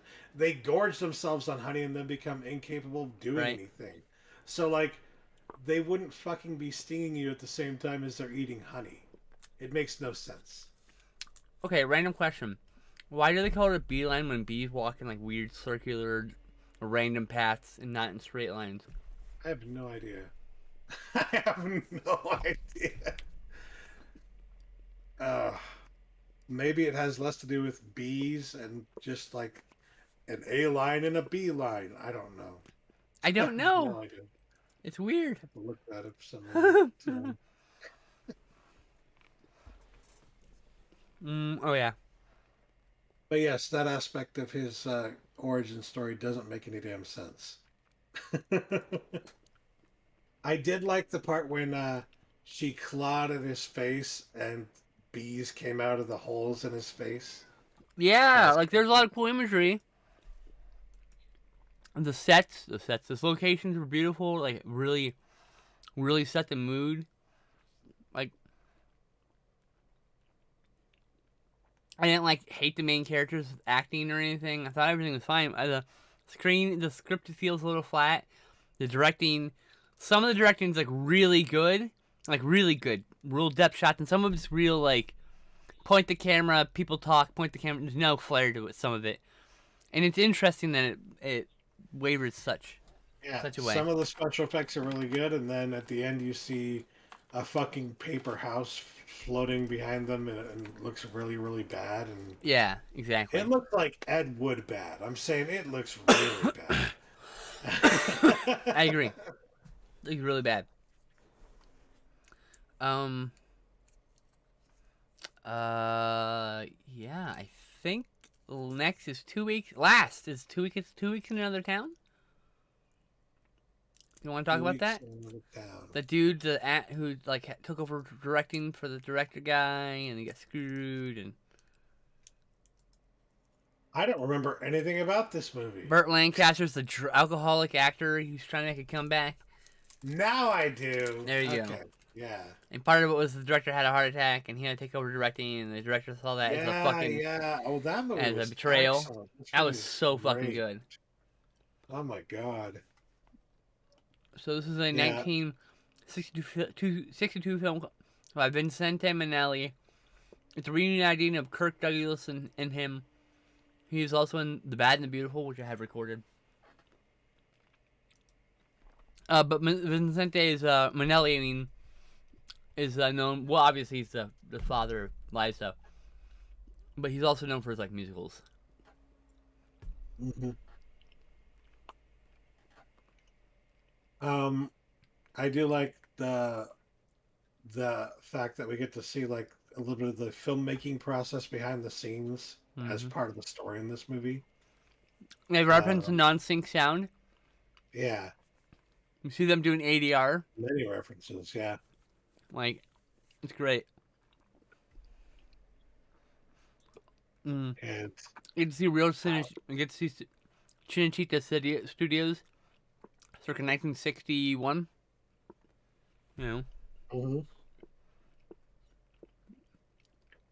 how like in the During height of the its golden hop. era. Yeah, it was during its golden era. Yeah, it was hopping. Like there was making most of the films in Europe were made there. Impressive. Um, The last golden era was like the spaghetti western or European western, right? what?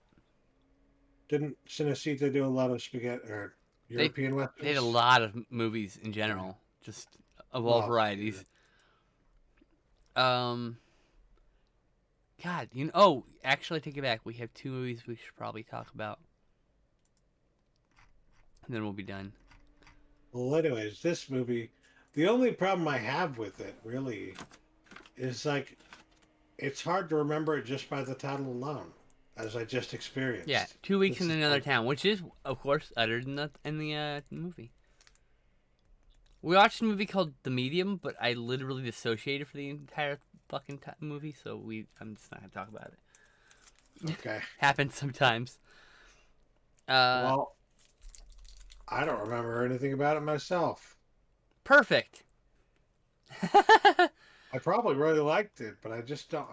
My memory is gone. It's Wait, gone. I gave it a 7 out of 10 apparently.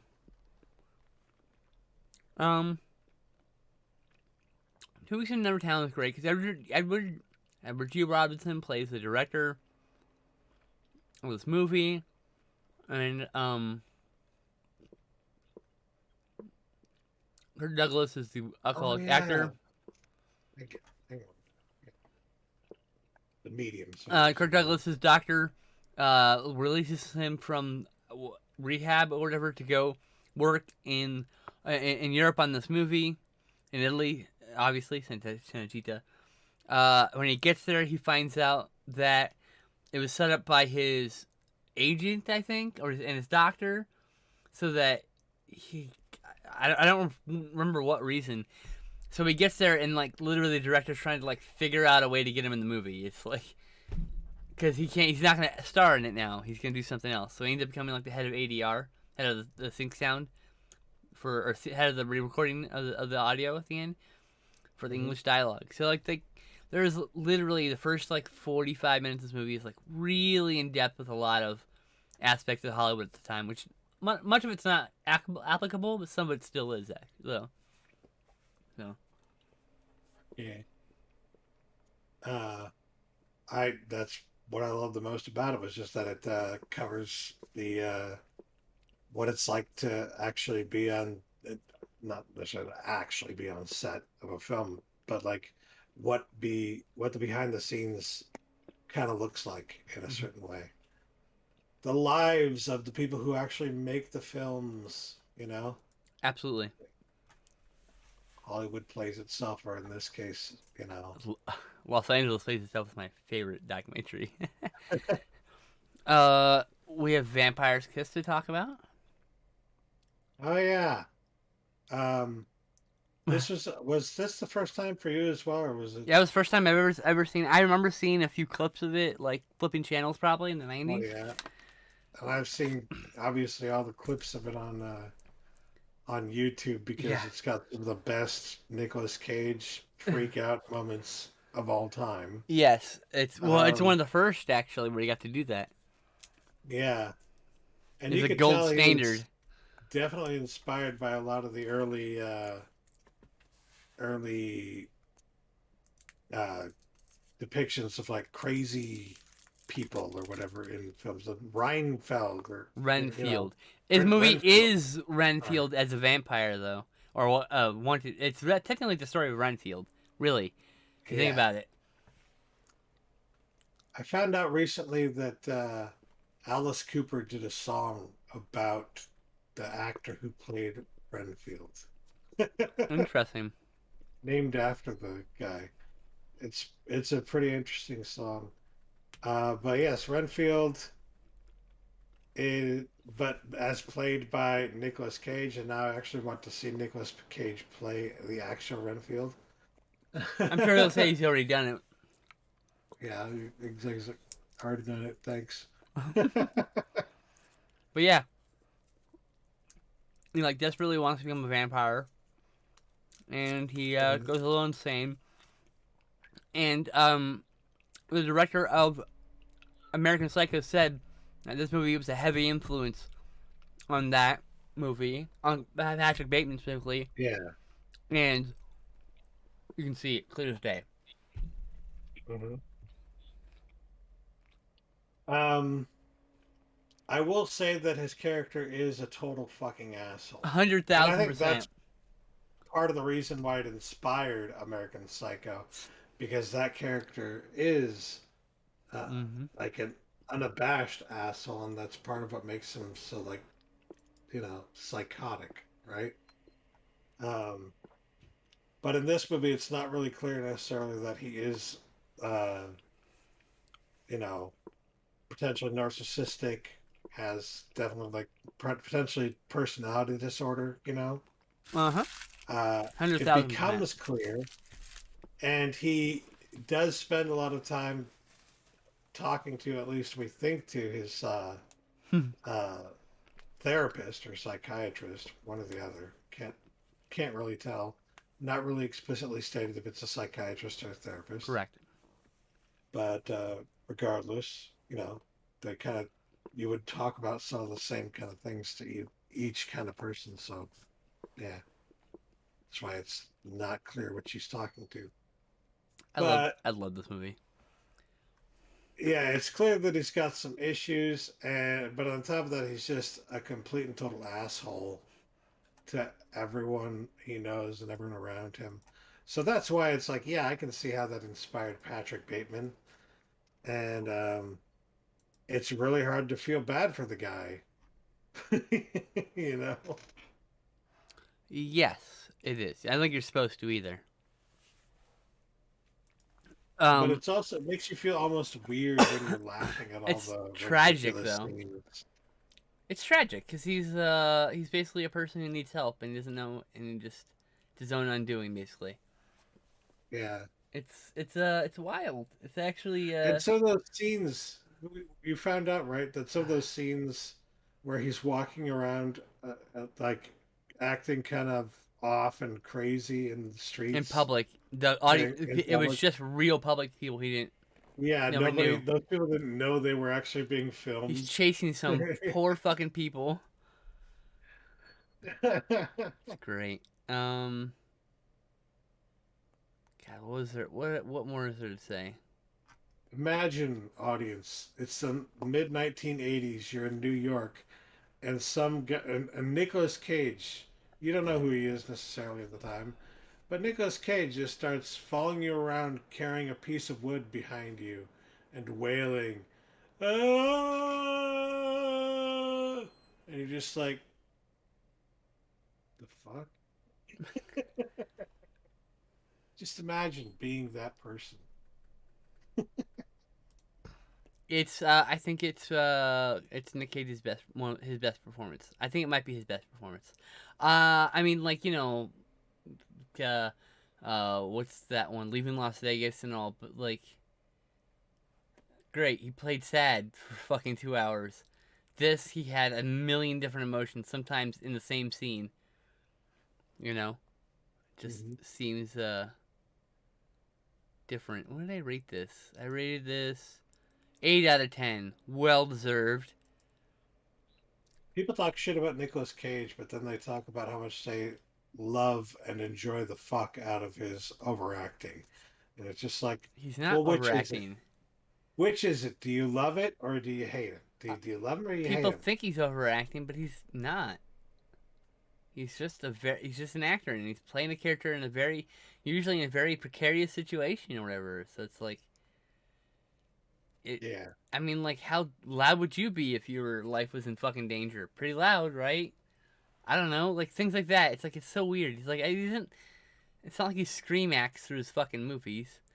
He's Oh not yeah. like But I what's guess my this point guy? is that they like Sorry. his freak out moments, right? Yeah, and I think People that's like a really certain element of it and think that's funny and enjoyable in some way. And it's like, well, if you're enjoying his performance in some way, then is it really bad? You know? right. No, that's my same thought about movies though. Like I've said a million times, I don't even like calling movies bad movies because they're not bad if I enjoyed them. Yeah. They're not bad at all, even if I didn't enjoy them, because bad is a qualifier that you cannot gauge on art. Art is subjective. There's no objective view of art. Was bad to you was good to me, and vice versa, and that's okay. Just remember, when you don't like a movie, it just wasn't for you. That's it. It's a piece of art that wasn't for you. That's literally how all it boils down to. Very simple. Doesn't mean you can't be disappointed or whatever, but and you can have your thoughts on it. Like we've had plenty of thoughts here, but yeah, there's no such thing as a bad movie. Is a thing I've lived by for many years, and then there's a podcast about it, which is kind of cool too. Anyway, sorry. So yeah, Vampire's Kiss 8 out of 10. I feel like hold on, I had to list. Did we talk about this fucking movie? Wow, we didn't. So Psycho 2 and 3, we watched both of those in this gap. Yeah. And Psycho 2 is definitely the better. I So, really like Psycho 2. I thought it was very good. yeah. I like Psycho 2 because it subverts my expectations several times during it in such very good ways. And it shows that Anthony Perkins is a great uh, Oh, he's so good. actor. He carries the It's, movie. I mean, he carries both yeah, movies. exactly.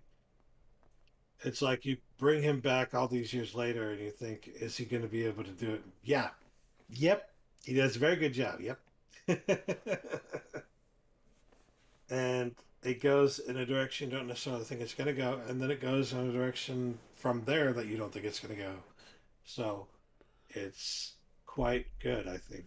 It's highly underrated. I think people probably think of the Psycho sequels all as being not worth your time. They're all worth your But I time think so far. Psycho 2 is definitely worth your time. Psycho 3, give or take, I think. I think everyone should at least see Psycho 3 once after they see Psycho Yeah. 2. Just to. Because then after that, if you didn't like 3, you should probably stop the train. That's cool, Psycho 4, we're going to watch that at some point together. But I I'll don't know if tell it's you, streaming anymore, I, sadly. I don't think it's. I didn't buy it. I'll put it that way. Like I got 2, 3, 4, and the made-for-TV movie on a DVD at one point several years ago.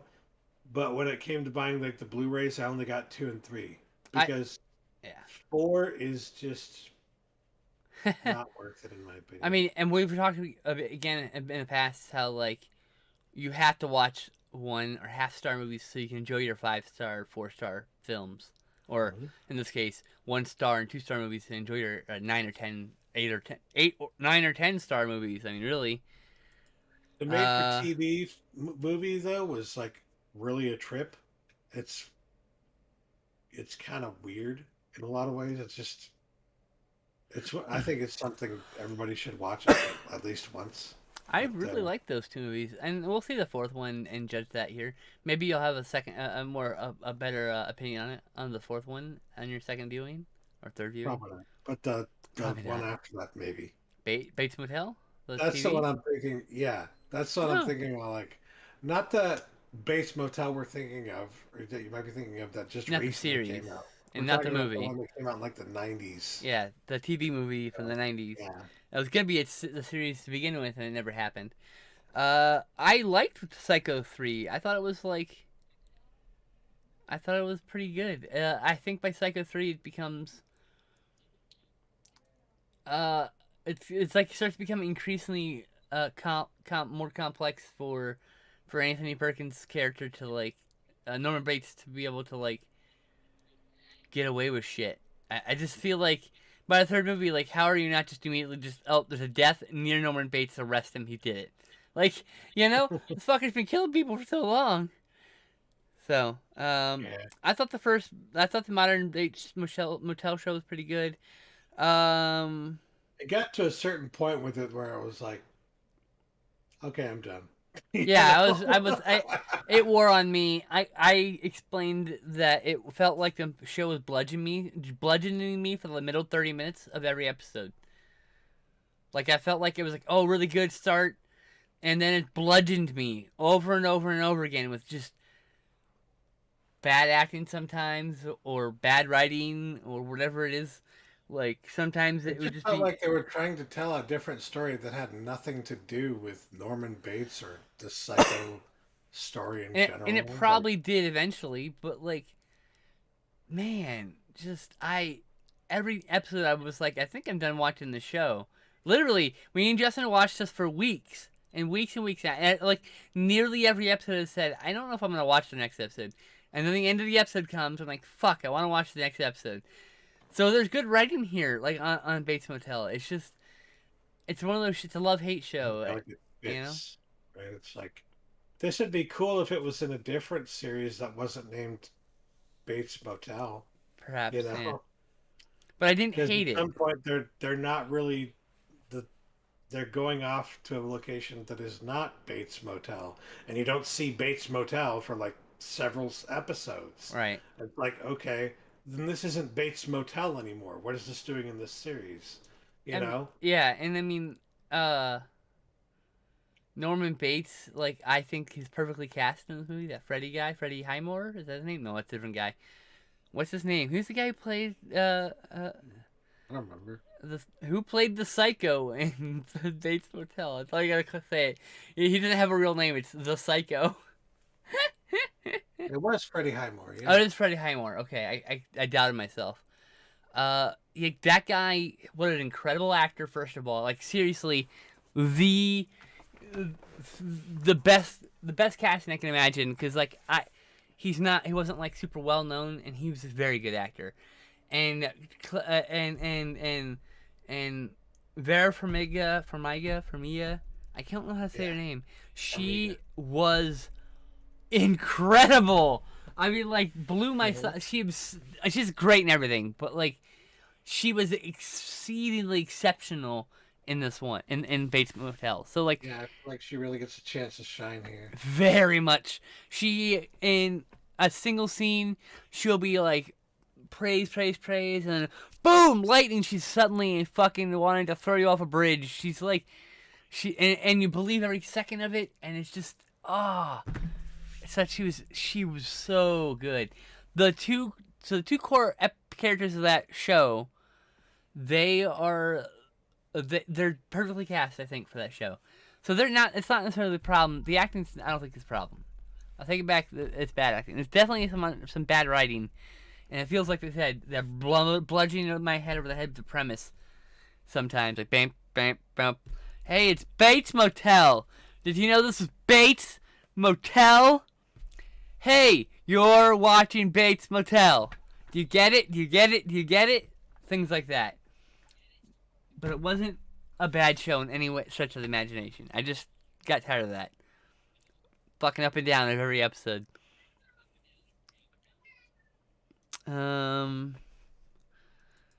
what was left? We have Frankenhooker. Yeah. This is I probably was surprised how much I liked that. my favorite rendition of Frankenstein, I think. This was 8 out of 10.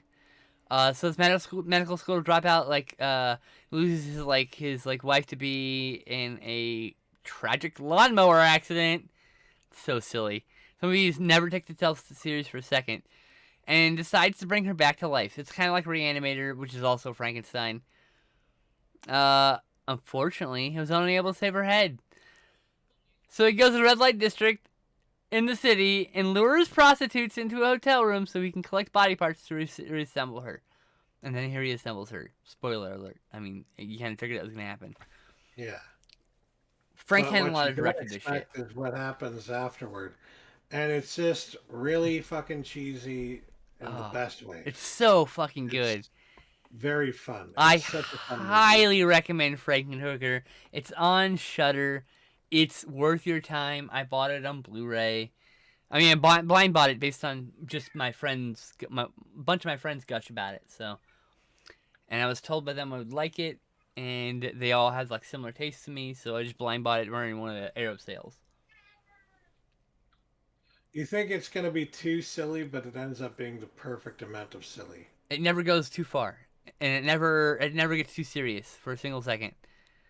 And there's gore and a little bit of slapstick and funny voices, and just it was good shit. That's by Frank Henenlotter. He did Brain Damage and Basket Case, both of which I also saw, and I would like to show Justin these movies because Brain Damage is on Tubi, so we might have to watch it there because we watched Malignant a couple weeks ago, and Basket Case is back on Shudder, so I'll take that.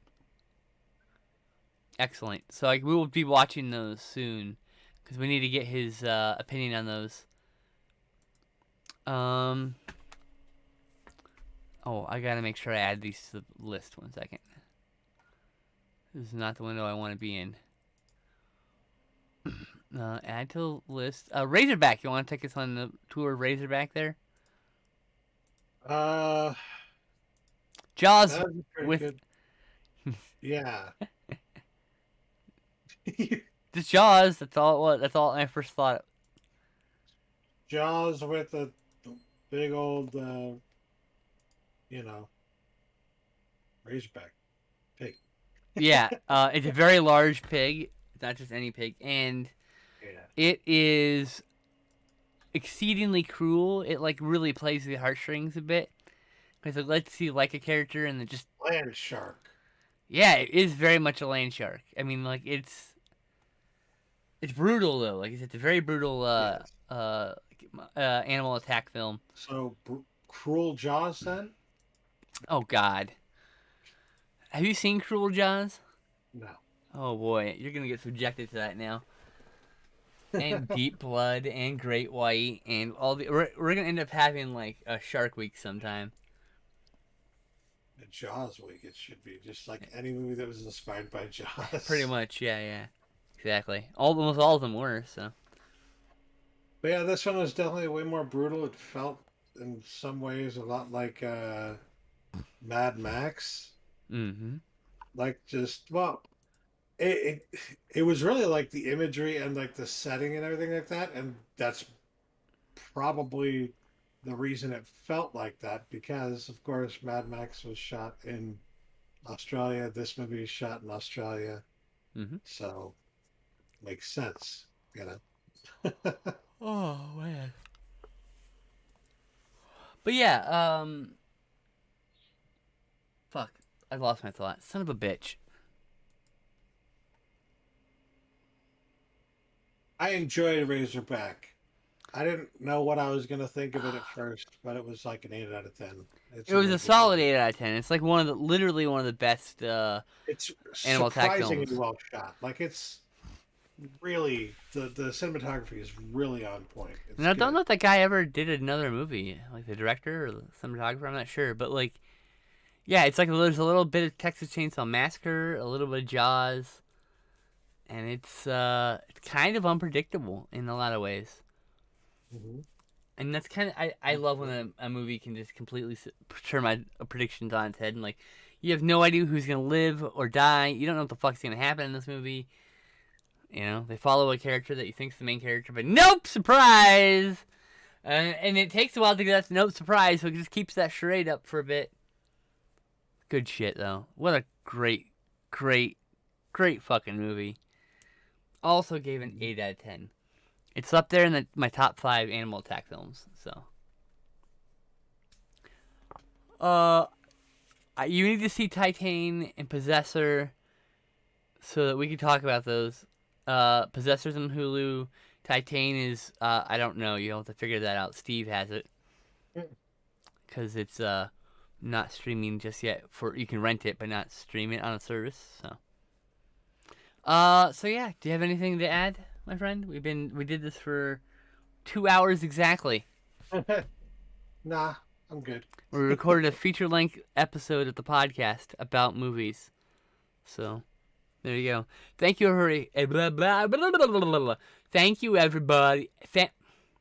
Thank you, everybody, for joining us. We'll see you next week. I will see you tomorrow at 5 p.m. Pacific for Transladies Talking Nerdy with me and my translady friends. We talk nerdy. And then I will probably be randomly streaming games throughout the week because I've been doing that a lot lately. So, take it easy, everyone. Bye!